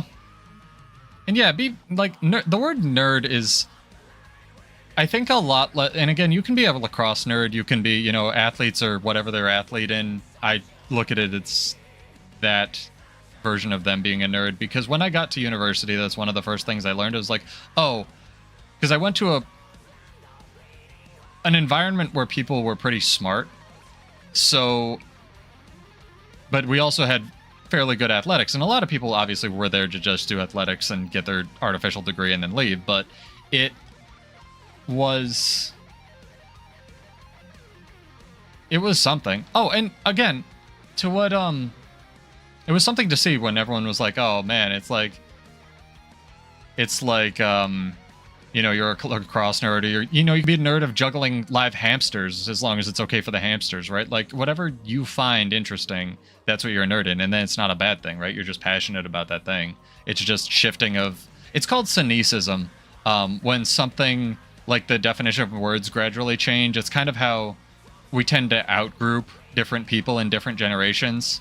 For example, the word jaywalking was unbelievably racist and offensive, but now no one cares because the Irish and it's the Irish and the Italians' turn to be, you know, the, in quotes, majority group, although that's fast changing in the US, so it is what it is. Words just change meaning over time, and so do groups. And it's, yeah, no, Lizard, it's not my job, and I'm not I haven't won existence, right? I'm still learning, I'm still growing, I'm still changing. I'd like to think that I at least try to foster people who want to have fun and a community of people who are interested in improving themselves too. That's actually one of my long-term goals for the channel, is like do some other content like, hey, here's, how you can work out sitting at your desk, or like, here's 10 exercises you can do with just a chin-up bar next to your desk, because that's one of the things I installed first. But I think the world has just changed. I need a fight so I'm not just running around doing nothing, giving life advice. The world has changed, right? We weren't ever ready for how fast the internet came into being. And as a social species, which we are by default, no one was ready for the internet, at least on an evolutionary level, let alone individual psychological level. And no one was ready for how fast the internet connected everybody in the ways it did.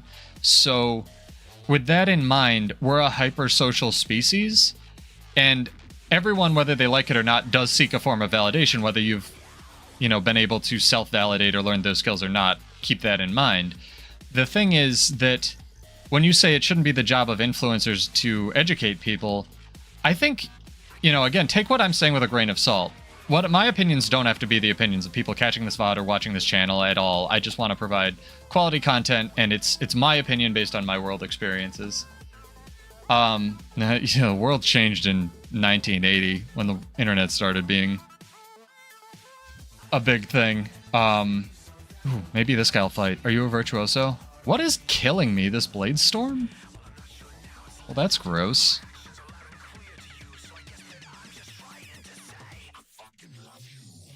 Alright, gonna fight here. Get him. Get him, fellas.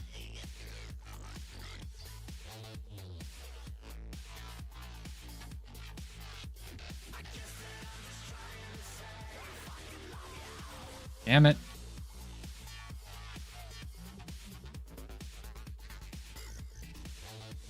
Someone hiding in their camp today, man. Hold that thought. I have to run away now. No! The burst, the harbinger, he followed me. Damn it. No, meaning comes from within, and so does happiness. It's whatever meaning you attach to a thing. I can sell a cup for $20 on eBay because that person attached $20 of value to that cup. But if that person already has that cup, the chances, the amount of meaning or value dollar that they'll assign to it is going to be less. So as long as you are getting meaning for personal fulfillment from the things that you're doing, that's all you can ask from yourself, right? I wouldn't view relationships as meaningless. The only really thing that we can do is have a positive impact on each other's lives. So as a dad, I'm sure you're doing that already. You're doing fine. Giga Dad game, yeah. Guild Wars 2 kind of is. It's and it's not the responsibility of influencers or whatever you want to call people on the internet, like who stream, to educate people. But I actually mentioned this to my girlfriend earlier. One of the first, I didn't watch a lot of YouTube until I watched one channel. Oh, they lost SMC. And one of the dudes who liked to stream, he obviously liked video games, but he was also going to school to be a teacher. And it's interesting how you can, he did all his prac work because he was going in Australia. They had a bunch of required work, and he has the degree. And then he ended up sort of being a teacher on the internet because he just streams video games and gives life advice. And I, as much as I can, like to pay that forward. Well, yes and no. I mean, ultimately, if you only attach meaning to physical things that exist currently, in whatever timescape you're in, then it's meaningless. But because at least my worldview is, you have consciousness, another person has consciousness. If you're having a positive impact on that other person's life or their consciousness, then you are having meaning on them, Like, they whether they die tomorrow or you die tomorrow, you've had a positive impact on their life. So in the grand scheme of things, even in, the ultimate history of the universe, whether it's infinite or not, or repeating or whatever, you've given them meaning. And, I mean, yourself meaning, too, if you got some kind of validation for helping people. And that's why I stream Guild Wars, too. I'm sorry, way too existential. Let's dial it back. I don't know, man. It is what it is. I do believe that you can get meaning, but it has to come from within. You can't. A lot of people buy expensive cars or whatever to try to fill holes they have, and that hole will never be filled because it's, you know, you say you want a hole of, you know, a hole filled with syrup, and then like they end up filling the hole with water instead, right?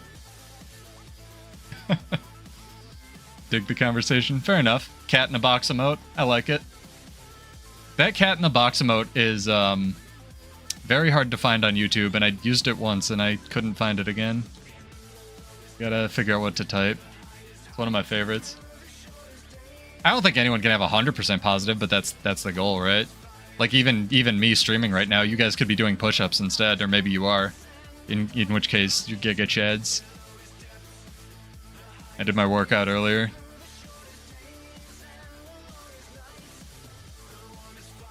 Ego's a different thing, though. And you have to specify whether you're talking about the psychological ego or whether you mean like just having an ego, because I do believe that having an ego is healthy, but being prideful isn't, if you understand what I mean. I think too many people are, especially honestly women, are told to not have an ego these days, and they're sort of battered down.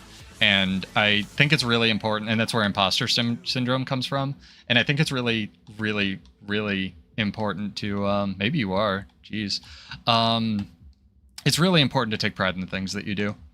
Like, and again, that's the validation thing, right? Like, forever, you know, I was just making videos because I enjoyed it and wanted to complain about Warrior, and I was getting, you know, the space of my brain back from organizing all my thoughts. I didn't have, you know, 700 subscribers or whatever up to.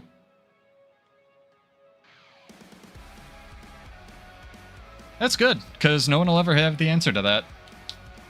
Yeah, if you trade in a Tempest, that's what the Alacrity trade in Tempest actually makes you do. It has the bonus effect of making you question the meaning of life.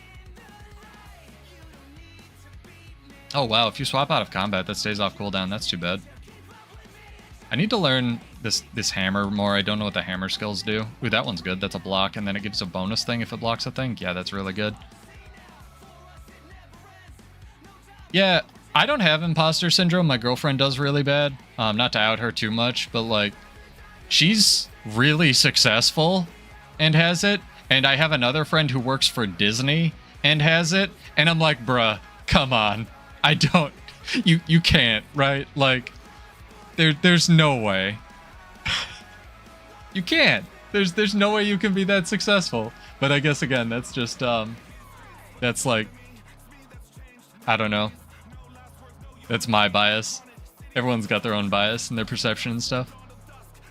Yeah, I majored in psychology and I have to use it for something. I technically majored in biology, concentration, neuropsychology, and I never get... Well, I get to use it for work, but only in, like, poisonous ways. And by poisonous, I mean, like, things I realize and then don't want to use on people. I'll be like, oh, we could sell this many origins for this, you know, this many oranges for this client if we only convinced them that if they didn't eat an orange, they was going to kill them. But then I'm just like, nah, I don't want to... I don't want to use it for that. But it is helpful for things like color theory and stuff. That's why I have, like, I need to get better at making overlays, but like the ones I have are like orange and blue because they're complementary colors, because that's technically the most pleasing colors to the human eye. It's like opposite on the color wheel, but not all of color theory has to do opposites, but that's why like Christmas is red and green because they're opposites and stuff like that.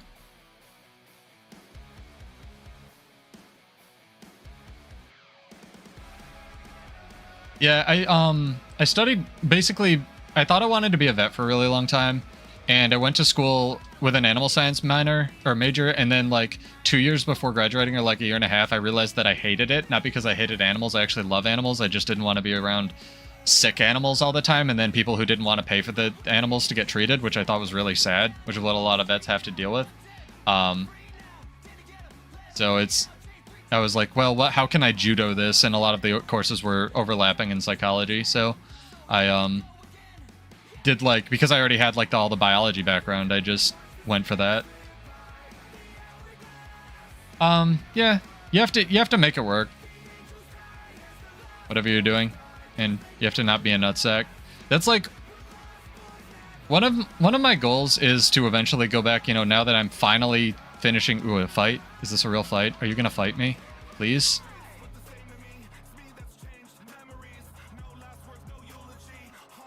Why do I have every condition in the game on me? Oh, is it this one fucking Harbinger? It is.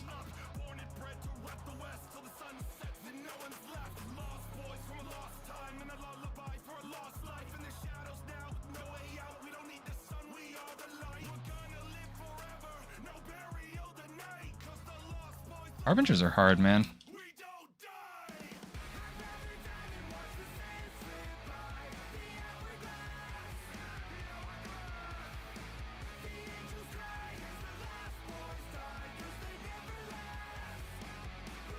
Oh, that Condi pressure. Good lord. Oh, man. Yeah, it's this one dude with the Mist Infusion. What's he running? You gonna let me res? No, he's not. That's fair. He's running Blood Magic, Harby. Yeah, Harby's hard.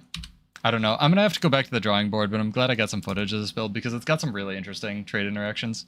My next goal that's impossible is to make Slicing Maelstrom good, and it's literally impossible because Slicing Maelstrom is actually worse than the base Warrior F1. If Warrior, or the base Warrior Dagger F1, if Warrior got anything with like the Weapon Master training, it's the fact that they got a stronger F1 when they're not a Spellbreaker. Weirdly. So it's kind of interesting that way. We'll keep rolling with this. We'll keep practicing. I can use some more skill on Ellie. I'm sure Arwind, my Ellie friend, is laughing at me, but it is what it is. You can try some of this. I'm kind of getting deleted.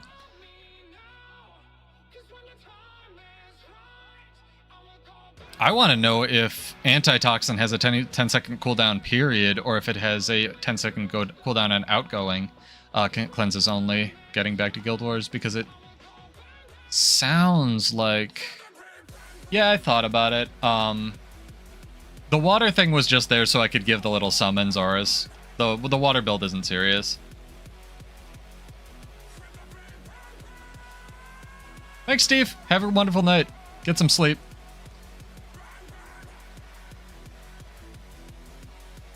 Yeah, whatever I do end up going to grad school now that I'm finally paying off my undergrad after, 60 years or whatever it's been. That's a joke, but only slightly. Is to figure out a career where I'm going to actually help people, but everything seems to just suck. So, even if you become a lawyer, everything, it just seems to be, taking advantage of the system. And if you become, a copyright lawyer, you're just feeding into a corrupt system. And I just want to help people, man. And it's kind of depressing that the only thing I can think of that does that is, streaming Guild Wars 2. But it's not my end goal, don't worry. But we'll see. Yeah, I've thought of... And then Fire would give you... Weirdly, Fire has, the really broken aura trait that really shouldn't be in Fire, but whatever, here we are. 2023, so yeah, you could definitely do that. I just wanted to show off the interaction with arcane shielding and this on the Ellie, but I probably should be running Fire. Everything's running Fire in PvP. Yeah, I just don't think many Guild Wars 2 streamers are making livable wages, tragically, but possibly. Hello, sir. Oh, hello, Zerg. I was wondering where my frames were going. Nah, everyone's got their opinion, man. It's just, it is what it is.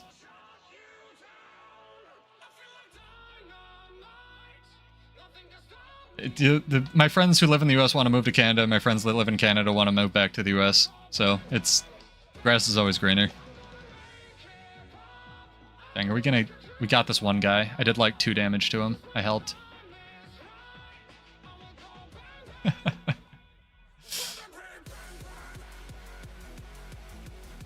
Because the firewood or air, I think fire still gives you a fire aura when you summon a conjure, but I'm not sure. So we have a third build slot. We could just do this.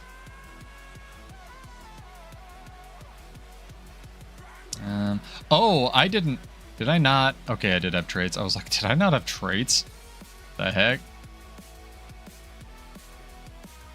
We'll try this instead. Okay, and then we'll go fire. Fire aura. Very good. I don't even know. Probably this.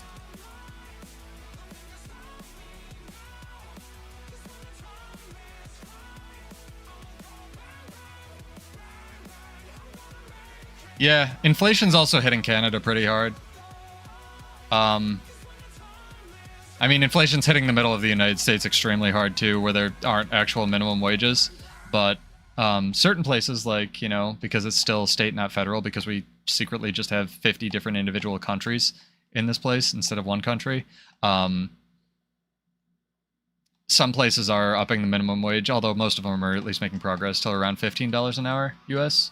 And when I was in high school, I would have literally killed somebody for $15 an hour, man.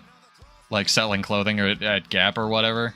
That would have been amazing. Granted, slight inflation, but even adjusted, that would be amazing. So if I got full time, but a lot of places, the issue here more is that people don't hire full time. And while there are certain protections in a lot of Canada, again, grass is greener on both sides. There's protections in Canada for some things, like once you hire somebody, it's really hard to get rid of them, which can be a double-edged sword and frequently is for a lot of places. At least you have like some protection for that if you're on the, you know, working side. Whereas in the US, a lot of places are like at-will employment, or what it's called, where you can just be fired for whatever. And then they won't hire you for a full 40 hours, so you won't have to get mandated benefits. Yeah, so if they hire full time, they have to pay like 40 hours a week or more. They have to pay certain like overtime wages if you work more than 40 hours or whatever it is. And then there's this thing called salaried, which is what my girlfriend's on.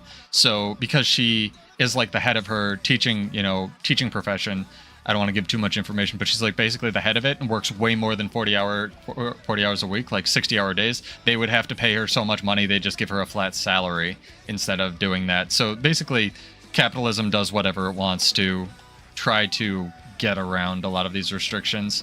But again, there's no system is perfect. Every system is perfect on paper, like communism, capitalism, whatever you want to. A monarchy is perfect on paper if you have a responsible monarch, but then everything gets abused. So is what it is. You know, if a perfectly moral person was elected monarch of the universe, we'd have a lot less crime. Tragically, that doesn't happen.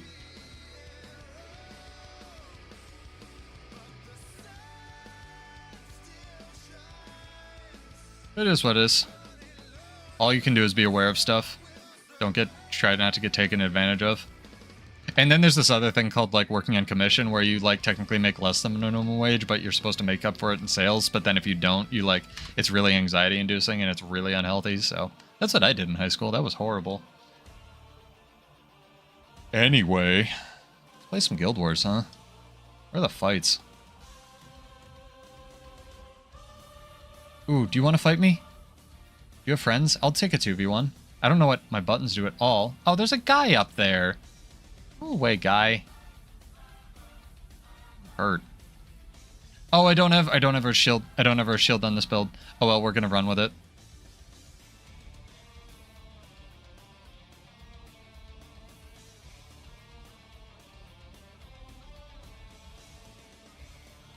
Why are there so many people? I just want a 1v1, man.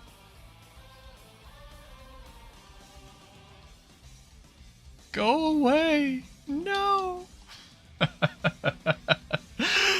I'm never going to get footage for a 1v1 in this build, man. It's always like a 1v80. Go back to desert. Are you going to kill me ever? It is what it is. I knew this was going to happen if I tried streaming something that wasn't Warrior Mirage, but I don't know. I enjoy theory crafting on stuff, even if it's not good.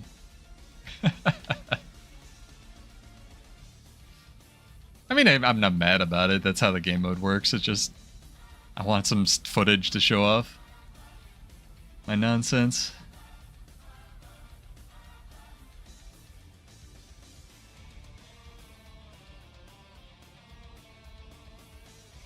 But yeah, if anyone catching the VOD or live has a suggestion or an idea for a theme for a build, it's always fun for me to try to come up with something that you could maybe adapt or play that I might not be good at, but someone, you know, with talented LE hands could probably pull off. Where's that one that's broken? This is the broken glyph.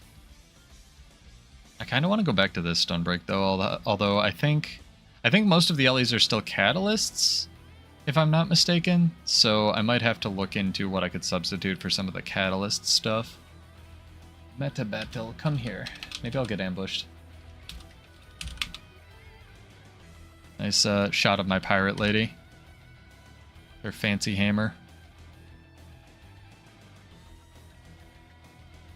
Cantha vomits boons and it just gets bonus stats for existing. Just crazy town. Oh, there's a staff or a sheer support, Ellie. Wonder what they're running. I did look at this earlier. Okay, Glyph of Renewal. Okay, it is really support. Glyph of Renewal. You only have one stun break on Cantha? Does it just have permanent stab? It must. What's this trait do? Yeah, permanent stab. Okay. You grant yourself an aura. Okay, dude. Whatever. Oh, the power creep in this game is nuts! Oh, man. It's the same as the summon hammer. So it's one in OG Guild Wars 2, they had these summons, like guardian weapons were summons, and you would have like this lightning hammer you could cast. But Mjolnir is an actual just skin that you can get. Let me throw up the trading post. I gotta stop saying throw up. Oh well, it's a thing now. It's happening. This skin, where it's just a hammer, and it's just the lightning summon, or lightning hammer summon. There's similar ones that are... Help me out, chat.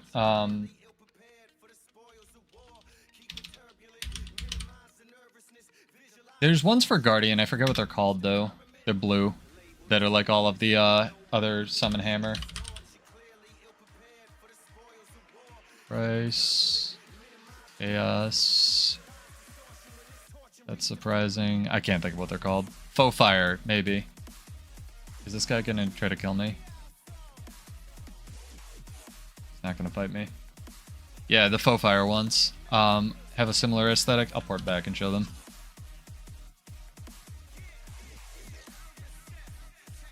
You know what I should do? I should do a build video, not so much on builds, but how to max your rewards in World vs. World. I'm gonna write that down.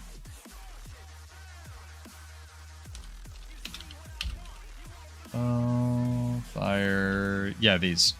So these are like the old hammer and sword summons. That's a hammer. That's a great sword. Great sword. And they look pretty cool. They've kind of got the after image thing going.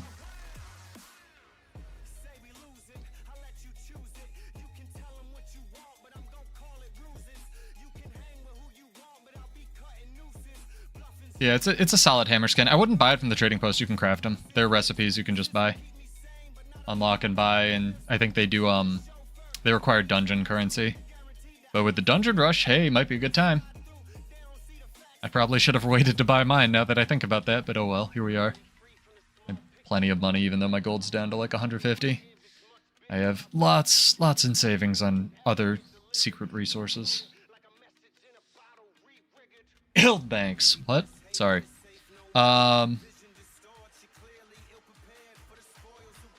She's a pirate. She not a pirate? I think she's a pirate.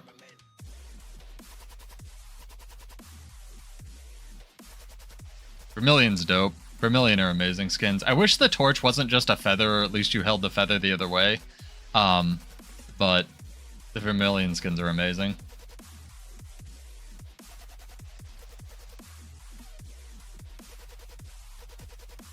Yeah, she's a purple pirate. Purple's the best color. Fight me. I love it. Goes great with black or gold or white or whatever.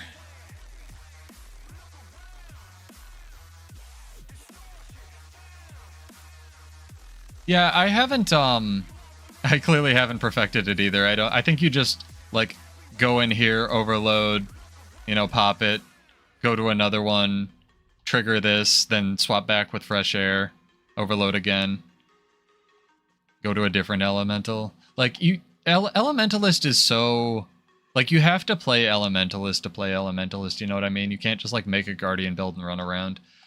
Because it has so many buttons and you need to like sort of, especially depending on your build, you have to know like the flow of how it's going to play, right? It's a lot more like execution after planning. Because something can look great on paper, like the things I showed off earlier, and then be like really hard to pull off in combat unless you know what you're doing. Also, check out this Firestalker. These things aggro from space. I talked about this briefly. Look at him running back. He might even go... He went out of my range. He aggroed more than 5,000 range.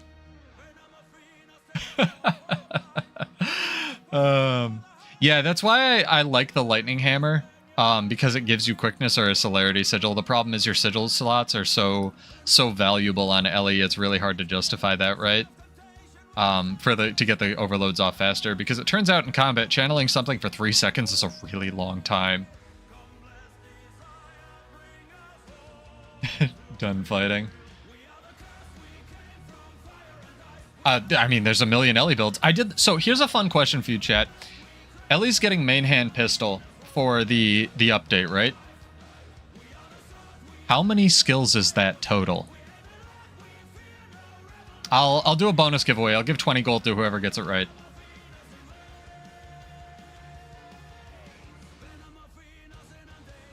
Condi Weaver flows really well. When Condi Weaver was a thing in PvP, I think that one has the best flow for me. Sword Dagger Condi Weaver was a lot of fun. It's not 12. Good guess. Maddie gets it. Shoot me your account name, Maddie. I'll send you the gold. Yeah, so I had to figure out the Weaver ones, right? But yeah, they're getting 6 specific ones, so they get 18 new skills. Meanwhile, NG's getting 5. Oh, man.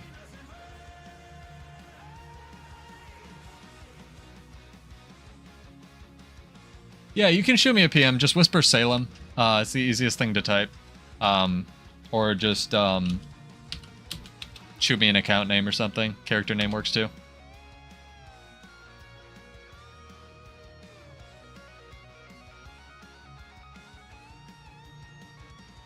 Yeah, the other ones are 12, but Weaver's gonna have 6 native to it, because they go on main hand. I just think it's funny that you know, some classes are getting 5 new skills and some things like Ellie are getting 18. Oh man.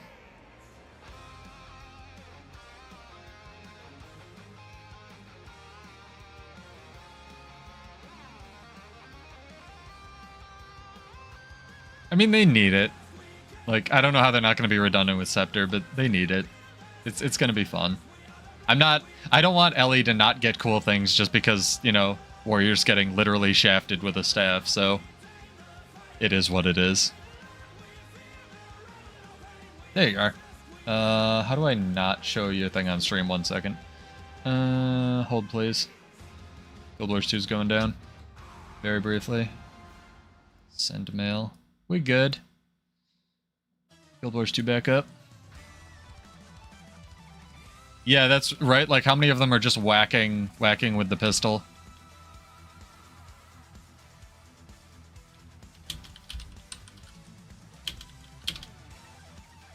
I cannot type tonight.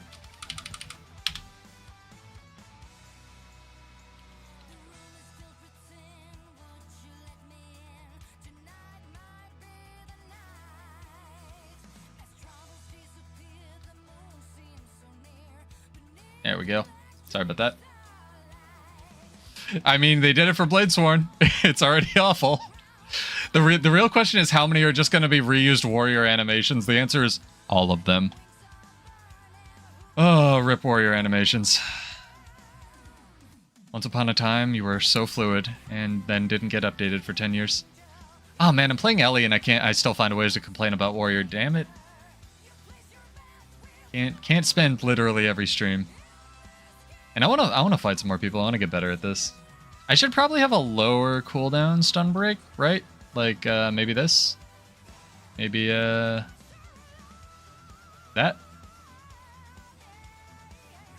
What's this one do? Super speed? Doesn't give you shocking aura anymore. Oh, it's garbage. Oh, it blinds. We're taking this. We're taking that.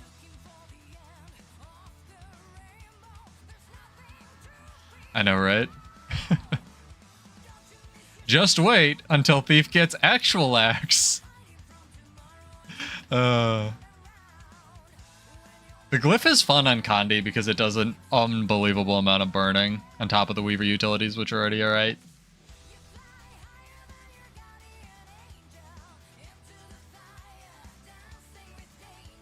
Alright, let's get some hammer nonsense going here. Rip. The animations are fluid on Kata, at least. These are good. What's this? How long does this little floating projectile last for?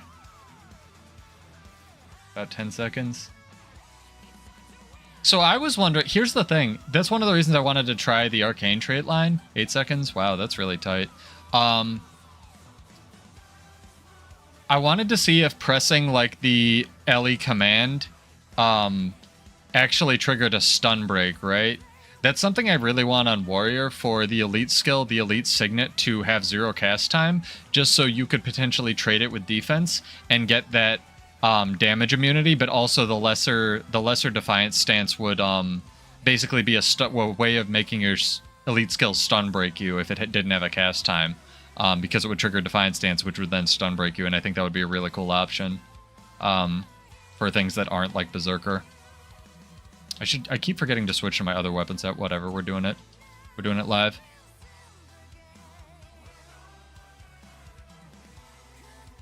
I know. Whoa, that's okay.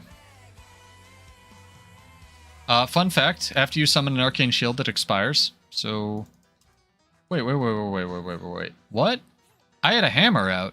How did I switch into dagger? I was in combat. No? Did Ellie get weapon swap when I wasn't looking? The hammer skills don't move you like that. That was dagger. How did that happen? Whatever. I'll just chalk it up to me being terrible at Ellie. It is what it is.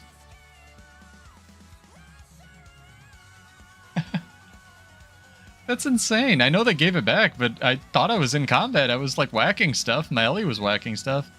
I'll have to check the tape. I'm relieved to know that even if I'm sucking nuts at a build, you guys are still entertained. Earth utility? Skills are different? Does the earth stuff move you? That doesn't. That doesn't. Hammer doesn't. This does. I thought I was in hammer. Okay, maybe I'm just... I don't know. I took a bunch of acid, I guess. Yeah, I know the dagger skills move you, but I swore I was in hammer. Alright, well, I'm just bad. That's fine. Pseudo terrible confirmed. Harvest Temple too easy, please nerf. Harvest Temple took us forever.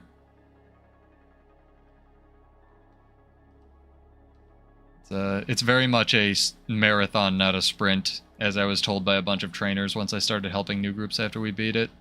It's just you have to commit like just 6 months of your life to all the drama that comes with raiding.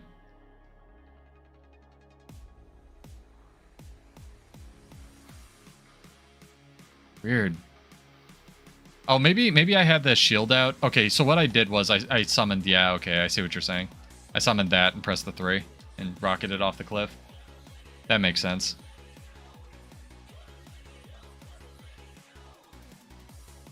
Pseudo bad confirmed. Need to learn where my real weapon swaps are.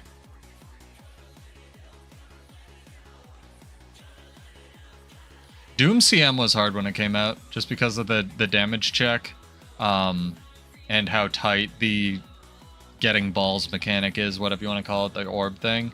Because you can just get a bad layout, and one time out of 10, you know, in one time out of about 30, it'll just be impossible. Be just like, well, I died. Time to do the 3-minute pre-event again. Harvest Temple CM is like that. It's just with basically a 8-minute pre-event. Because only the last... There's basically 3 walls in progression, and they're all toward the end. So you have to spend like 8 minutes restarting the fight.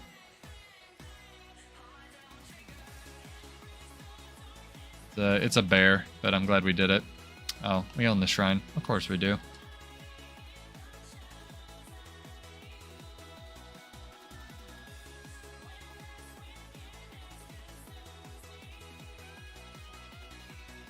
I took PvE seriously when arenanet took it seriously.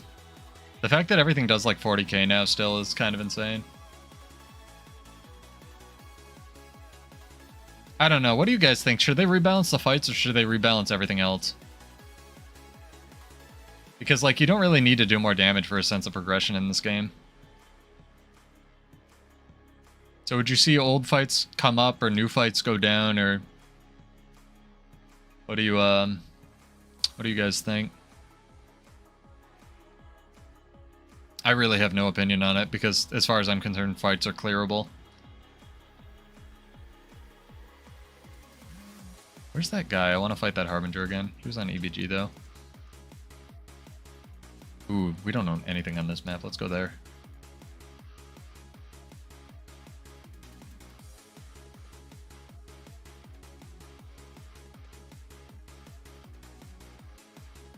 It's interesting that you say that because there was I was having a discussion with somebody. It was like mechanics versus DPS, and there's a lot of really cool mechanics in this game. You just don't see them anymore. Like Gorseval walls, or there was a mechanic you never saw in Keep Construct where you would have to like destroy different colored shadows, depending on an attunement you got, basically. And people just DPS'd through that. And people still just obviously DPS through it because damage is even higher.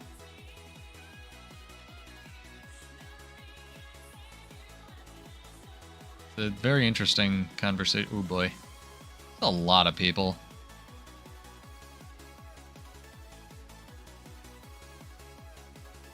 Ow. Jerk.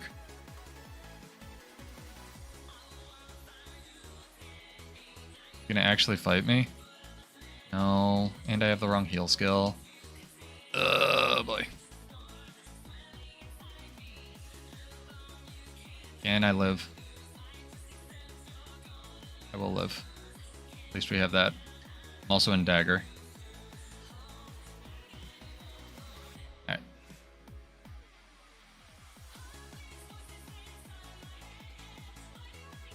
The LE Signet is on skill push, right? It's like whenever you push a button, it's not like when like the thief one where it actually like, you know, you press pistol and it shoots 8 times and heals you 8 times. That doesn't seem that good.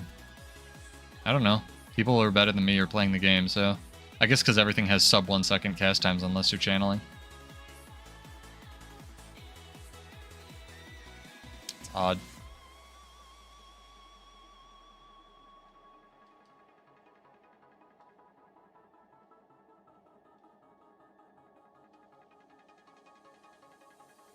Yeah, Cantha just rolls through its buttons, so I can see how it's definitely good.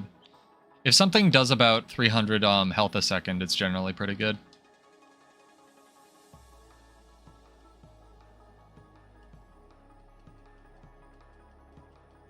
That's a block. This is the pull?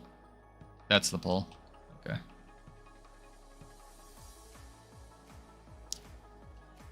And what LE buttons do.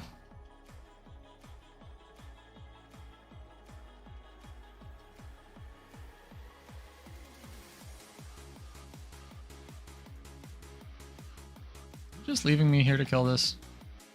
Come back, sir.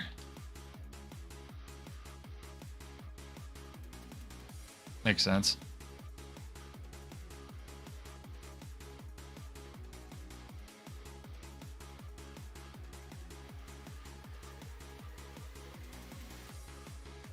I want to press other buttons, but I have to remember that all of my damage is just on air overload.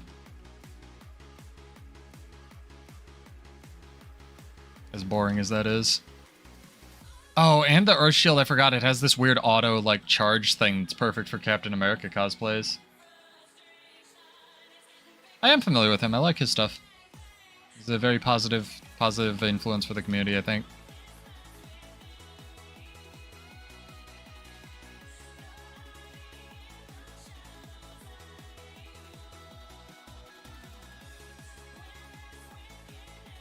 It's nice to have streamers that make me not want to gouge my eyes out playing this game. Yeah, I was thinking about running the Earth trait line. It's got some strong Grandmasters, but I don't know if I can fit it in. I really like the idea that you can use a conjure and then just go in and out of air, though. I think that's really cool. I want to find something to do with that. Probably like earth air. Just for the reset. I'm trying to stick to the like storm build as much as I can, since that was the thing the guy really wanted to play, who suggested this.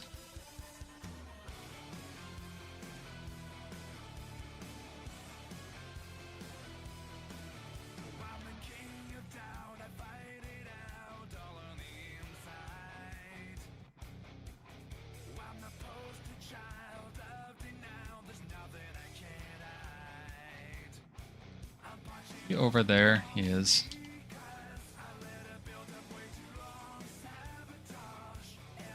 Fine. We good.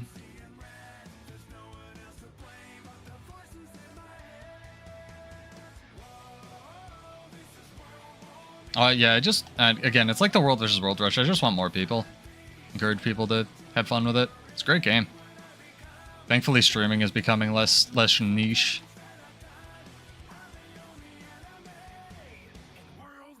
I wish upload speed was a thing, but is what it is. Damn, that tiger's getting that wall. We're gonna throw it on a catapult. Do I even have catapults on this character? I don't. It's been so long since I LE'd in World vs. World. Thankfully, I have a bank.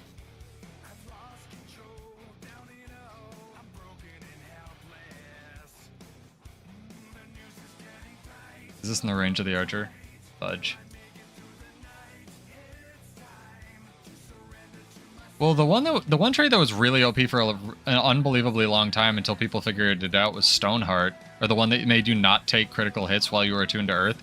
So you could actually just throw on a lightning hammer and then live in Earth element and build all damage. And no one knew about that build until Catalyst started running Stoneheart and PvP for that one season. Ooh, that's going to the other wall. Oops. And then they changed how it worked, and then it was still good, and then they changed it again.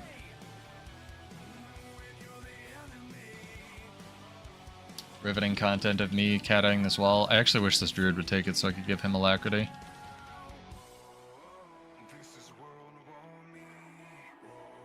Yeah, I think it did a lot for other people too. Like, you look on meta battle and I don't know. Then Written in Stone happened, right? And the cat apocalypse happened. It was, if you haven't seen his videos, and I almost guarantee there's cross exposure, but if you haven't seen OK Buddy Cormier's PvP snapshot videos, every season for the past like 4 or so seasons, they are the funniest Guild Wars 2 content I have ever consumed in my life, and you need to go watch them. I don't even care if you like close my tab or whatever, just go watch these videos, because they literally almost single-handedly make me want to play PvP again. The Cat Apocalypse one had me laughing for a good solid 20 minutes, even though it's like a minute long. I kind of want to see if he'll do a balanced podcast with me, because he seems to have a pretty good grasp on like how skills work and are adjusted.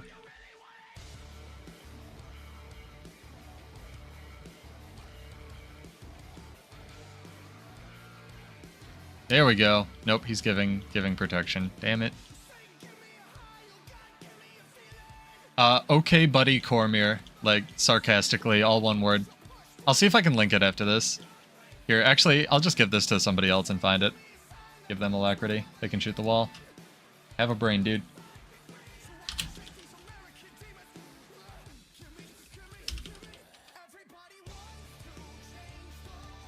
No one is taking the catapult. Why? Oh god. Thank you. Like looking over on my second monitor, I'm like, why is the wall not down?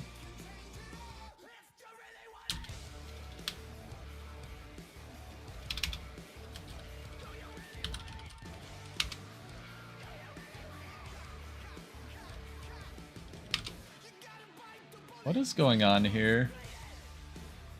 Okay, so once we take this tower, I'll pull it up. This is some of the funniest crap I've ever seen in Guild Wars 2.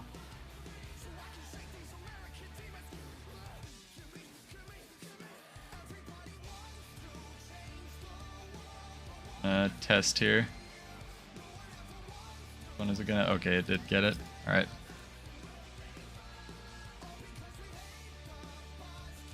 We can have one of those React streams that I hate. Be great. Except I'm not gonna say anything. I'm just gonna let you watch the video. Let me find it. I'll throw it in chat as well. Wanna get this up. There we go. I got a sec. Go watch this. This is so good. He obviously only does one every PvP season, but he's done one like since End of Dragons came out, and they're so good.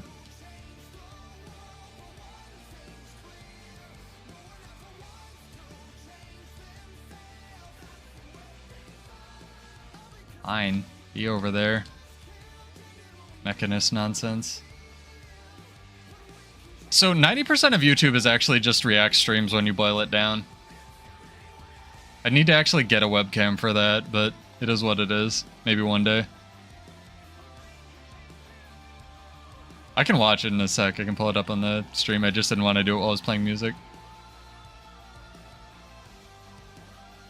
Shit is so funny. Alright, hang on.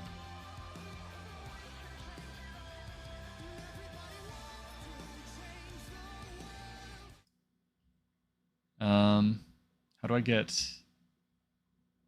Firefox? Make this enormous. Firefox enormous. There we go. We did it. What's going on here? What are we fighting? Nothing? Okay. Okay. Calm down. Going back to spawn for this. This is worth it, I promise.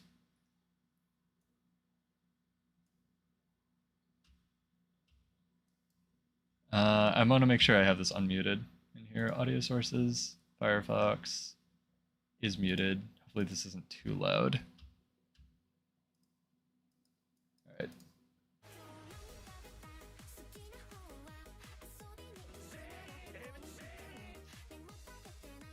It's not playing. Perfect. Oh well. I give up. Firefox isn't working, but go check that out in your own time. It's amazing. I can't stress enough. Yeah, it's it is what it is. His stuff is absolute quality gold, and makes me single-handedly want to play PvP again. I figure out why Firefox wasn't working. Probably because I full screened it and it didn't want to work. Oh well, it's loading streaming things. That's enough losing on Elementalist, I think. Although we're still not getting 1v1s. Maybe if I go to the dueling spot by EBG. I've lost 2 1v1s and that's it. Need to win one. How streaming works. I'm only cool if I win fights.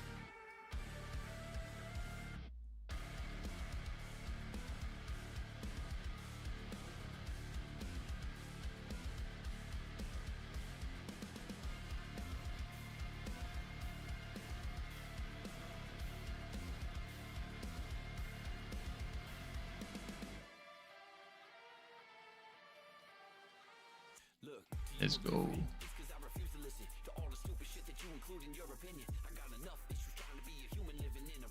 I have a couple ideas for Dagger Berserker, but it's a little weird. Kashima, if you're still here, you might be able to tell me this. What's the cooldown base on PvP World vs. World Dagger F1 for Spellbreaker? Because the wiki says it's 6, but I think that's wrong.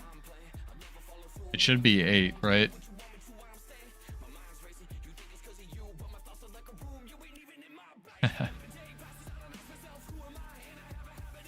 Yeah, it'd be what it'd do.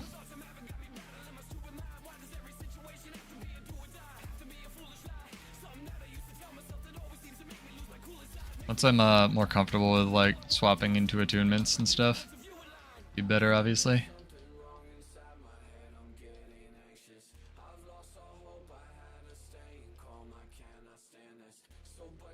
But you see that heal actually went off there. It's very good.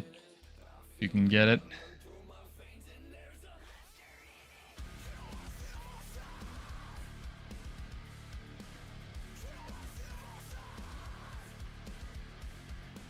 Got like 3 auras right now. Killing these guards. It's good.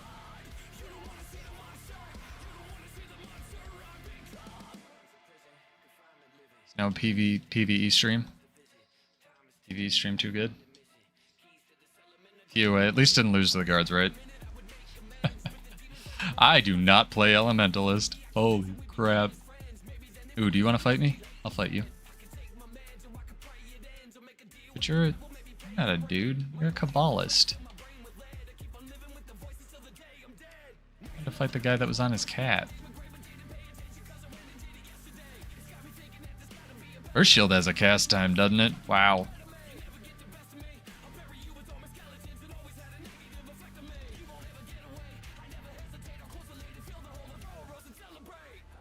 No wonder people were running this in PvP. This summoned weapon is insane. Everything blocks or gives barrier or both. Sir, do you want to fight? Oh, you have too many friends. I'll go over here.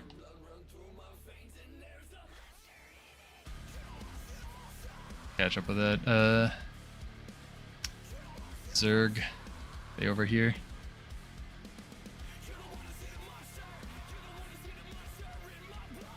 This allied, is that Valen? Valarian. Ran to Valen the other day. It was really fun. I had a short about it. We were like 2v4ing. Granted, I was on a class I can play. Or pretend to play.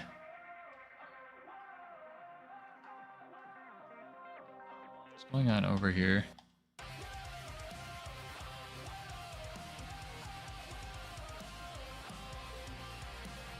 Jump into this melee.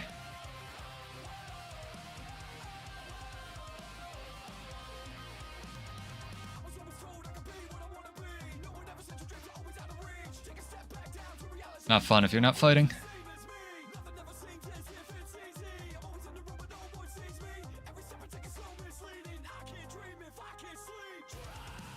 Oh, thank you, Emberin. Water sure or Hammer sure doesn't have any movement skills, does it? That's like it.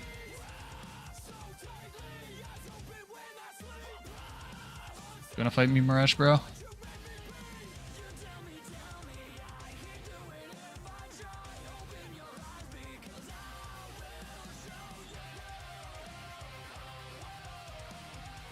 Nope.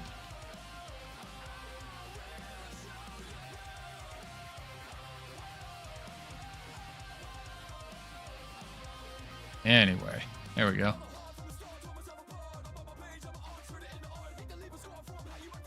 Yeah, water 4 I found. Saw that. You drop, I think if the 5 is a water field, I could be wrong about that. See in a second. I need to know where all my fields are because that's where a lot of belly strength is. No, it's a world, that's what it is. Are any of these water fields? This is a field. I don't know if it stays. Okay, I can combo... No, you can't. It doesn't stay anymore. I think they removed that. Yeah, no worries, Lizard. Take care. Sigil Cata, Toxicus. Yeah. Hammer 5 are all finishers. Okay, okay. Blast, different kinds, I'm assuming. Blast, nope. This one elite. They're all blast except for this one, which is elite. Okay, cool. But where's my water field? Do you not get one on Hammer? It must be the actual, like, you don't rely on it on the Jade Sphere, right, for Cata? Well, that's kind of balls. The 3 were all fields? Christ. It kind of makes more sense, right? I don't know. I know nothing about LE balance other than it can do everything and then somehow still dies. That's pretty, though. Look at this guy. He's got the Pokemon thing going. Hey, dude.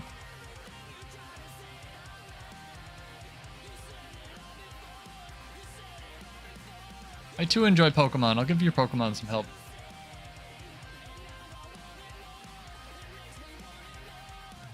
Can't stream too late. I've got a bunch of doctor's appointments tomorrow. All good stuff, though. Just checkups and whatnot. Had to reschedule them like 40 times.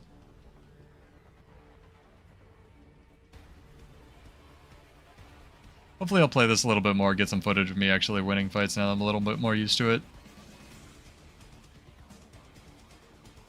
Ellie sure is, I mean, obviously, it sure is squished, though, compared to, like, Warrior Right toughness and whatnot. I might have to build that into the build, like, a little bit more toughness, vitality, and whatnot.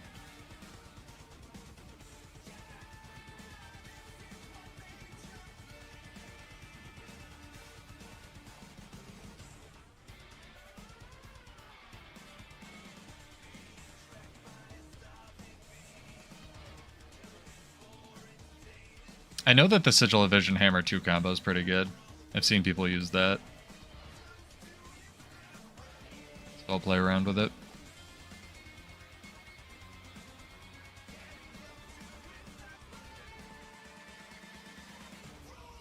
Where's our tag? Is our tag south? Our tag's south. This is just getting catted. Catapulted, not catacatted. The thing with Catalyst, like the actual Catalyst, is just they get so much benefit from like actual just Sally stats.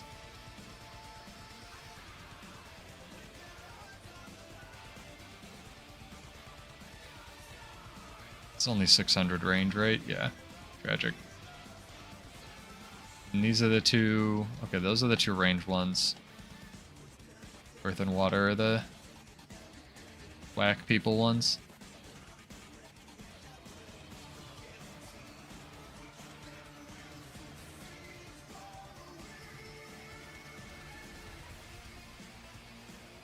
Suppose I could be helping take SMC, right? Then we're just screwing around down here.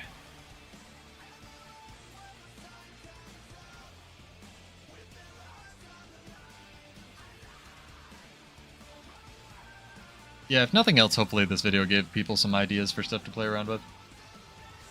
Yeah, I saw the tooltip and I was like, is that correct? Like 2000 base on like, you know, mostly Selly gear? Ow.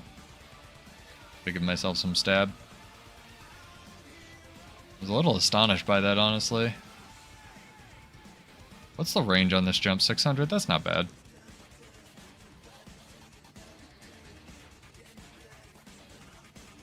Get him, Ice Elemental.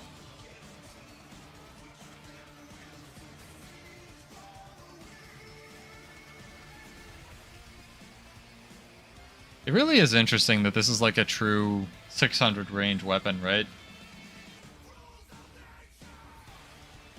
Like it's very, very 600 range.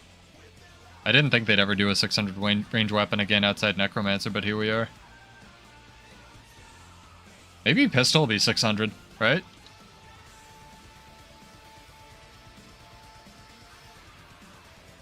What? Oh, the Kabbalist got me. I was like, what in the world, man?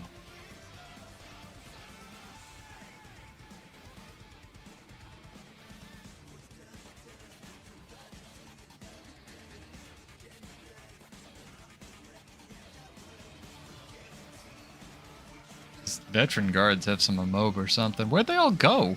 Do you have pocket guards? Did they stealth? What's going on? Oh, he stealthed, and it stealthed the guards.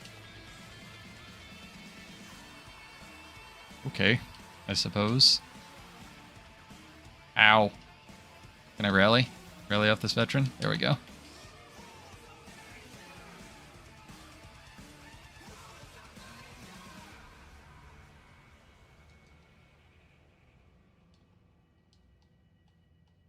There we go. Learning what my buttons do. These things aggro from space, dude. What's going on? You gonna fight me? Come fight me? Okay.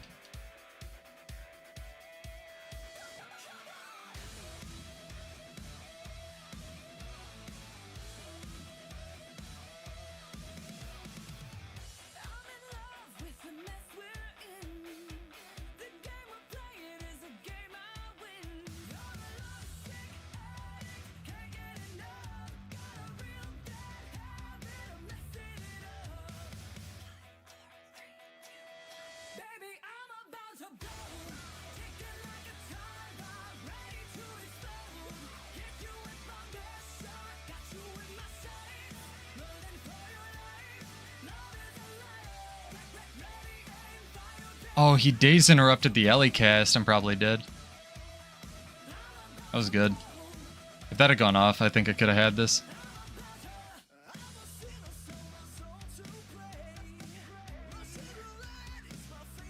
That's pretty good. Virtuoso with a shield or Mirage with a shield is crazy defensive.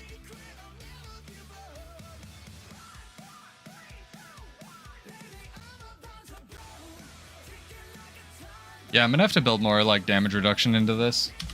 I could just take peppercorn cake, which would probably help it a lot. But I'll have to play around with the build to refine it and see. Again, don't play Ellie, don't know what. I can't just like visualize what works on it tragically. Like I can on Warrior.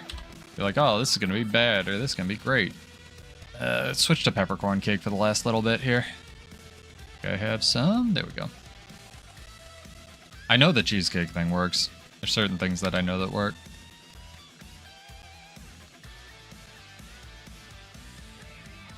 I wish the elite skills were, I don't know, better.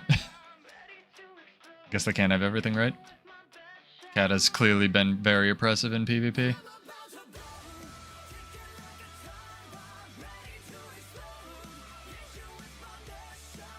Can even use my cat on this build. Or usually mostly utility defense? Okay. Yeah, I saw that this is a knockdown that I wasn't pushing. Is this just in front of you? Or do you have to have a target? I guess we'll find out. It's a very cool looking skill.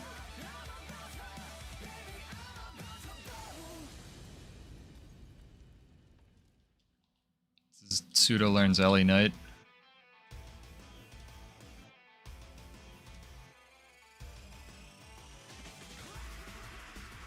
Oh dear, I didn't set underwater skills, how embarrassing.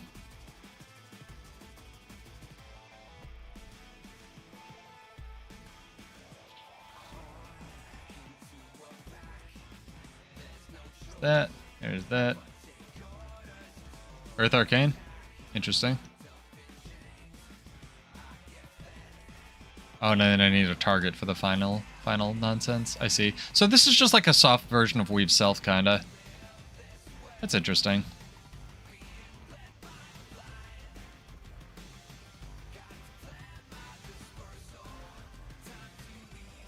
I blinked before. What is going on?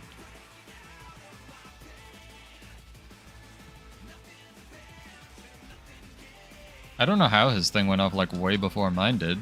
I pressed blink and then he pulled me. Alright, clearly I am bad at this class. But thank you for bearing with me while I die over and over. I'll look into it. Earth Arcane. What do you run on Arcane, like 1-3-1? Top being 1.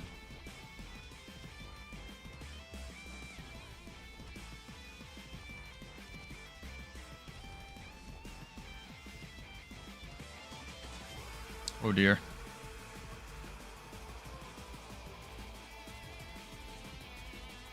Just a little elementalist, don't kill me. 2-3-1, alright.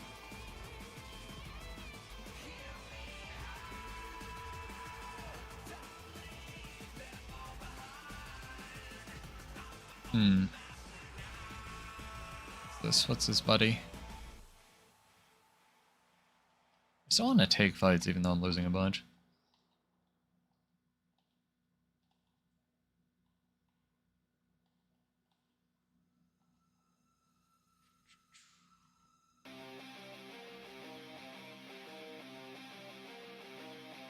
Alright. How many is this? Oh, is the guard choking to death? I was like, what's the third person?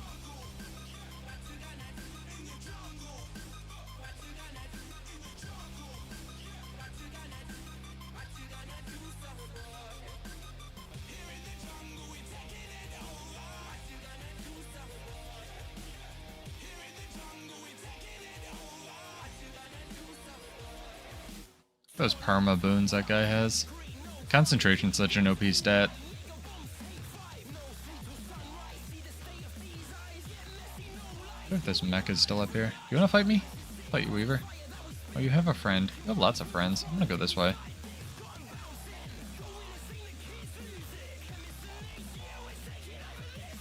Wow, when you have frames, that looks pretty, dude. Ride the lightning. What a pretty skill. I think this is one of the funnest skills in the game, even if it's not one of the best, right?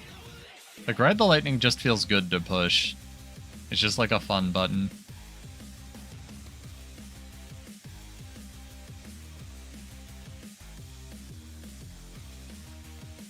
That's a good Reddit question. What's the funnest skill in the game? I think Rocket Boots is up there as well. Like, traded.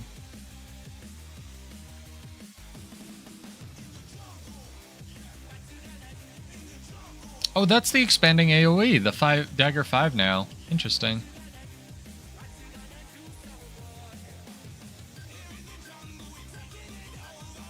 That's really interesting.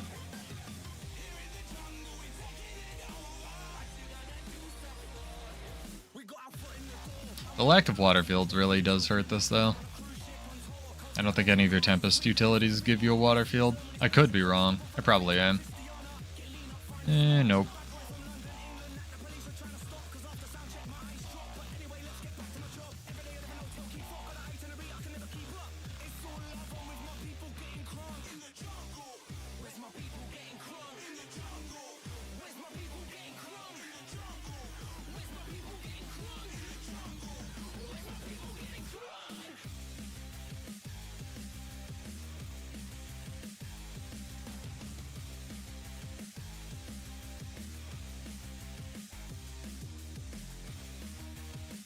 I also have to remember to switch out of an element after I overload air.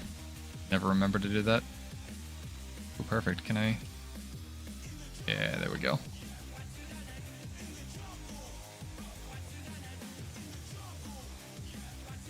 Okay, is this just in front of you? Yes, it is. That's very cool. That's a cool skill. Hello, thief. I saw you. I don't know if I'll be able to do anything, but I at least saw the thief that was killing me. Nope. Ugh, buddy. It's been a calamity. Switch back to warrior for a sec. Get some fights, get some kills for the daily.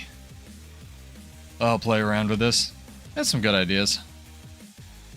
I do have a Vindicator build that I have tested and I know is completely bonkers, so we'll hit that up in a bit. Infinity dodgy berserk Vindicator nonsense.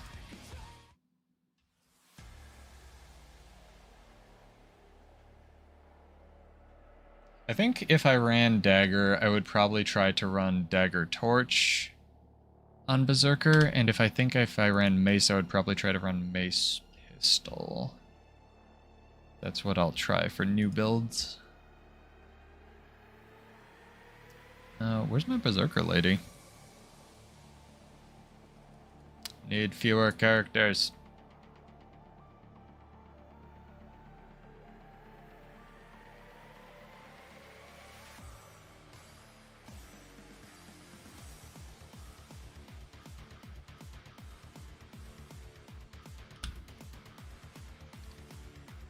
What do we got here? Cute.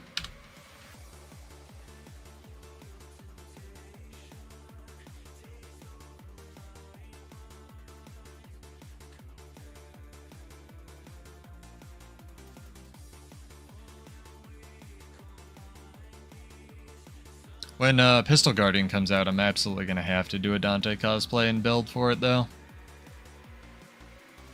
I wonder what class. Probably...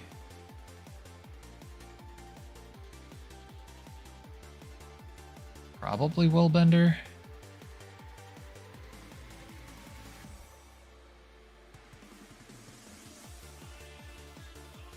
I have a feeling you could do some, like, very, very powerful stuff with, what's it called? Like, some kind of really mobile firebrand as well. I have a feeling that would be very good.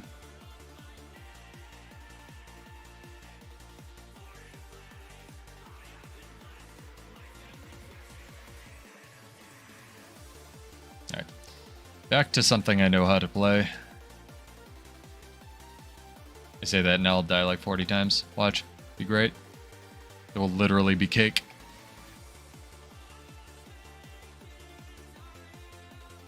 Yeah, you guys, thank you for joining. Thank you for the ideas. Shout out to the one dude who inspired the hammer. Tempest. Still have to play around with it to refine it and stuff, but that's how all builds work, so don't worry about it. I clearly suck at it. You're already better than I am playing my own build, so you got one on me there. I'm getting frames. I have a Zerg detector. Is there a Zerg in this tower? I have 0 frames right now. Is that why those two guys were just sitting by spawn? My Zerg detector's going off. I smell them. Smells like people.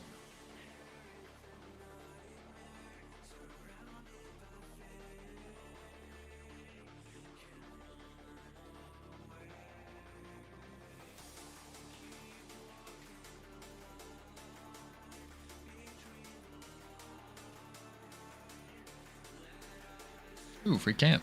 If I get there. Nope. No free camp. Damn. Darn it, guys. Oh, well, I almost have all my dailies done anyway. I think you're gonna have to run like purity generosity with antitoxin in order to deal with it. Because there's too much reliance on having to switch into water to Condi cleanse or whatever it is to get the overload, and it's just too much of a delay, right? By then you're dead. So thinking about how the build works, you probably like purity, antitoxin, generosity. It'd help a lot. Just for the passive. And then keep the signet on for the passive heal. I think would probably do it. I'll play around with it.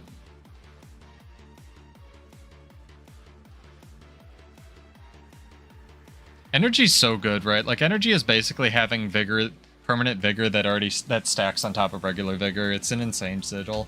I'm kind of astonished it's still in the game. Even the PvP version is just insanely strong.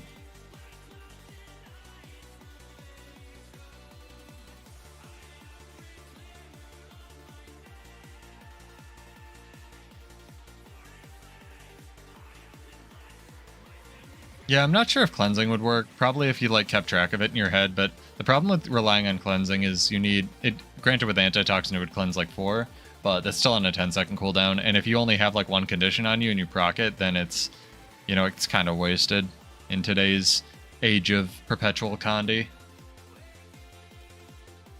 See if we could take this tower. That'd be a good final thing to do. I'd be pretty happy with that.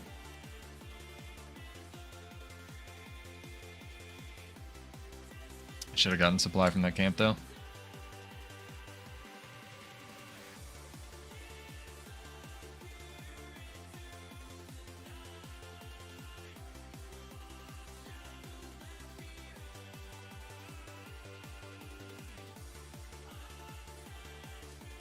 People? Enemies? Allies.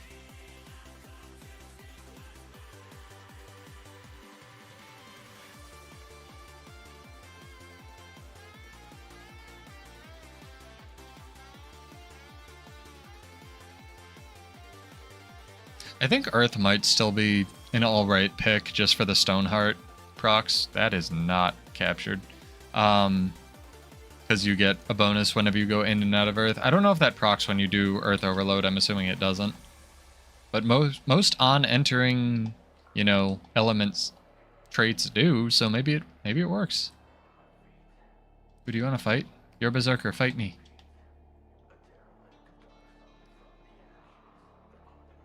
Ooh, we can get our Harbinger revenge. Perfect.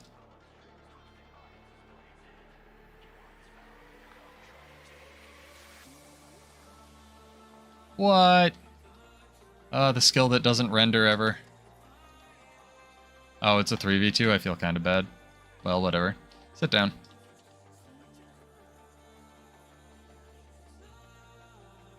I think he had Fear Me on. Oh no, it was the Downstate Harbinger. It's like props to him if he did.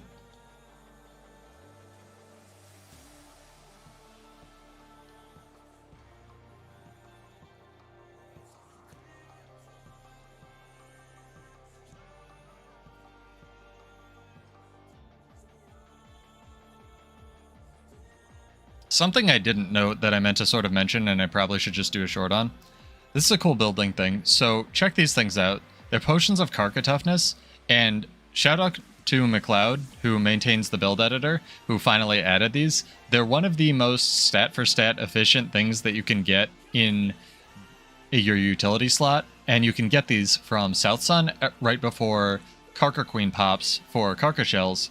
They're a little bit more expensive, but they are very, very good for World versus World, especially if you need more toughness in your build.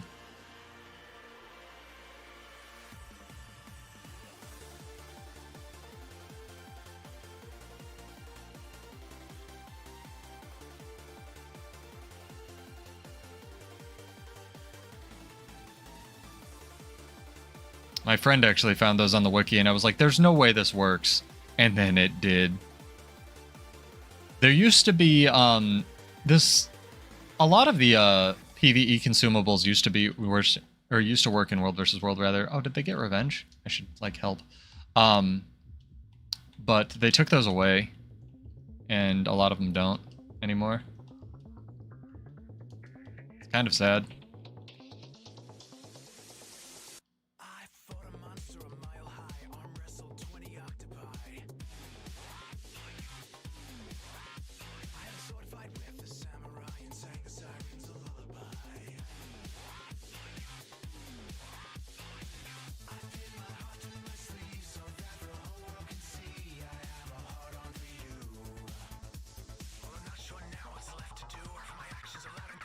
They were quite fast.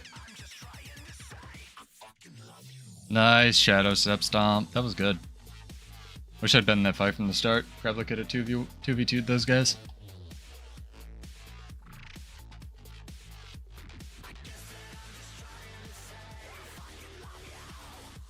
I'm gonna go fight him again. Let's go. I'm getting excited because I'm playing Warrior. I have to go to sleep soon.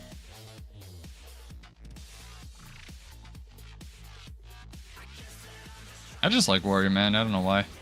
Skills just feel good to push. Were you running full Selly, Maddie? You might want to do that instead of some of the Diviner's gear I had, and then put the Boon Duration Stacking Sigil on your offset. That might work a little bit better for Ellie. More defense.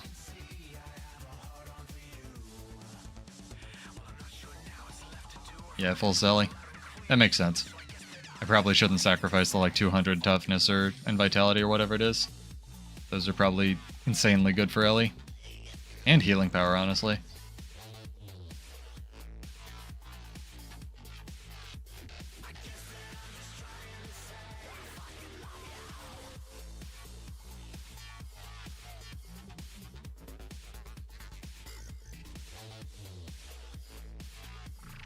This is what? The Scourge. I want to 2v1 the poor Scourge. I want to find that thief and that mesmer. Where you guys at? Fight me. Durability, really? So all the toughness. Or rather, all the vitality now. They changed it. Wonder if they took down my catapult.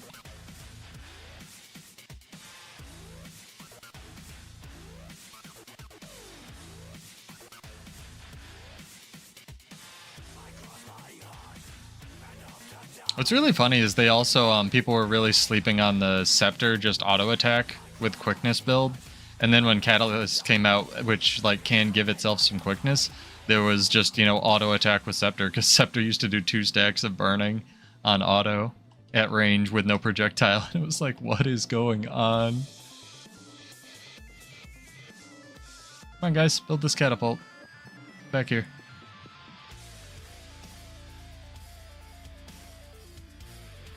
Kind of funny. It's funny that Twitch's default plugin still says Twitter with a bird. Oh, Twitch. Not Twitter anymore. Twitter's dead.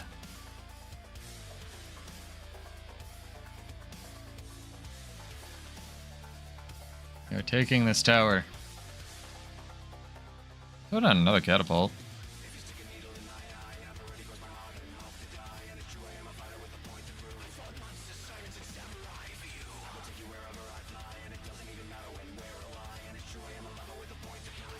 Heck yeah. Build that.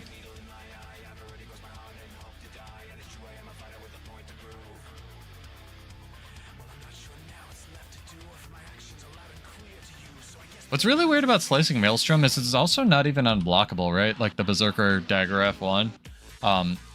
It's actually just worse in every single possible way. It's so strange that that's what they went with.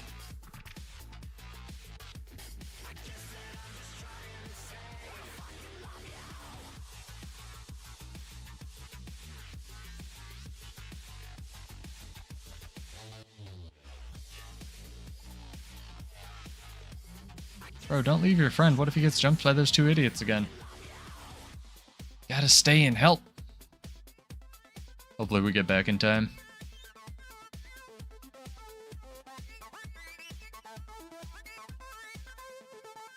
Mush cat, mush. There should be food that increases your cat's movement speed. That'd be food worth using in World vs. World. No! It's true, it happened. Or is it just the one Scourge? Okay, it's just the one Scourge. We can deal with this. Well, normally I'd give you your 1v1, but I want this tower.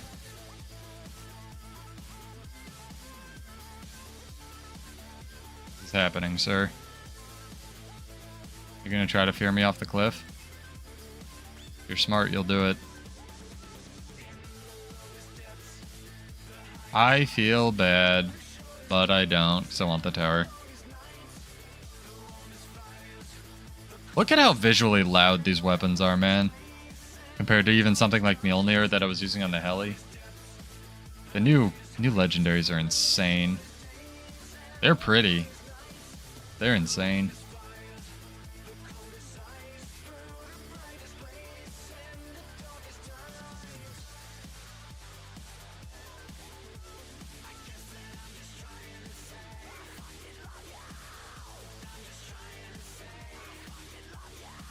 Maybe that's the idea. Maybe going into Berserk mode with, what's it called? Daggers shouldn't be good. Lol. What is this? What is running? I can't target it! I can see it, I can't target it. I want to know what you are, bro. Alright, whatever. You can be over there is what you can be. This will probably be the last thing we do tonight. Thank you for joining. Thank you for watching me clown around on Ellie. I'll go back to the drawing board and optimize stuff a little bit, but very seldom, even on Warrior, my build's good from the start. That's Guy's department, where he just comes up with stuff that works. JK, he troubleshoots his stuff a little bit. He's just very mechanically good at the game. I'll see if I can get him in here for another roaming stream. I know people like it when we yell at each other about different opinions. How do I... Oh, okay. Now we're good. Very entertaining. Yeah, you too, dude. Thank you, Maddie, for joining. I'll do more giveaways on Mondays and stuff when people are joining. It's gonna be good. I'm excited. I'm glad that people are excited about build crafting. If you have any questions about what I ran tonight or why, or hit me up. Builds are all in the description always. And if the Warrior one isn't there, it'll be in, I guarantee, one of the videos. There we go. I don't even think I can play this song on YouTube. I've made it so far. We almost made it through a stream without playing a song that I would get DMCA'd for. Oh well. We tried. Oh boy, where is it? To take this off the list. Good song, I just can't play it. Because copyright and all that. Where are you? I don't know. Oh well, whatever. Is what it is. Ah, perfect. End it with the Virgil song. Anyway, I am Pseudo. This is Build Wars 2. I stream usually TM at 9:30 on Twitch and YouTube. Come hang out, have fun, watch me play Elementalist incredibly poorly, and tell me what I'm doing wrong. This was really fun, informative, and now I get to go back to the drawing board and optimize the build, but it had some potential there. So I get to go figure that out. Oh, excuse me, sorry. Hope you have a wonderful night. Have fun, enjoy your class, and I will see you in Tyria. Cheers.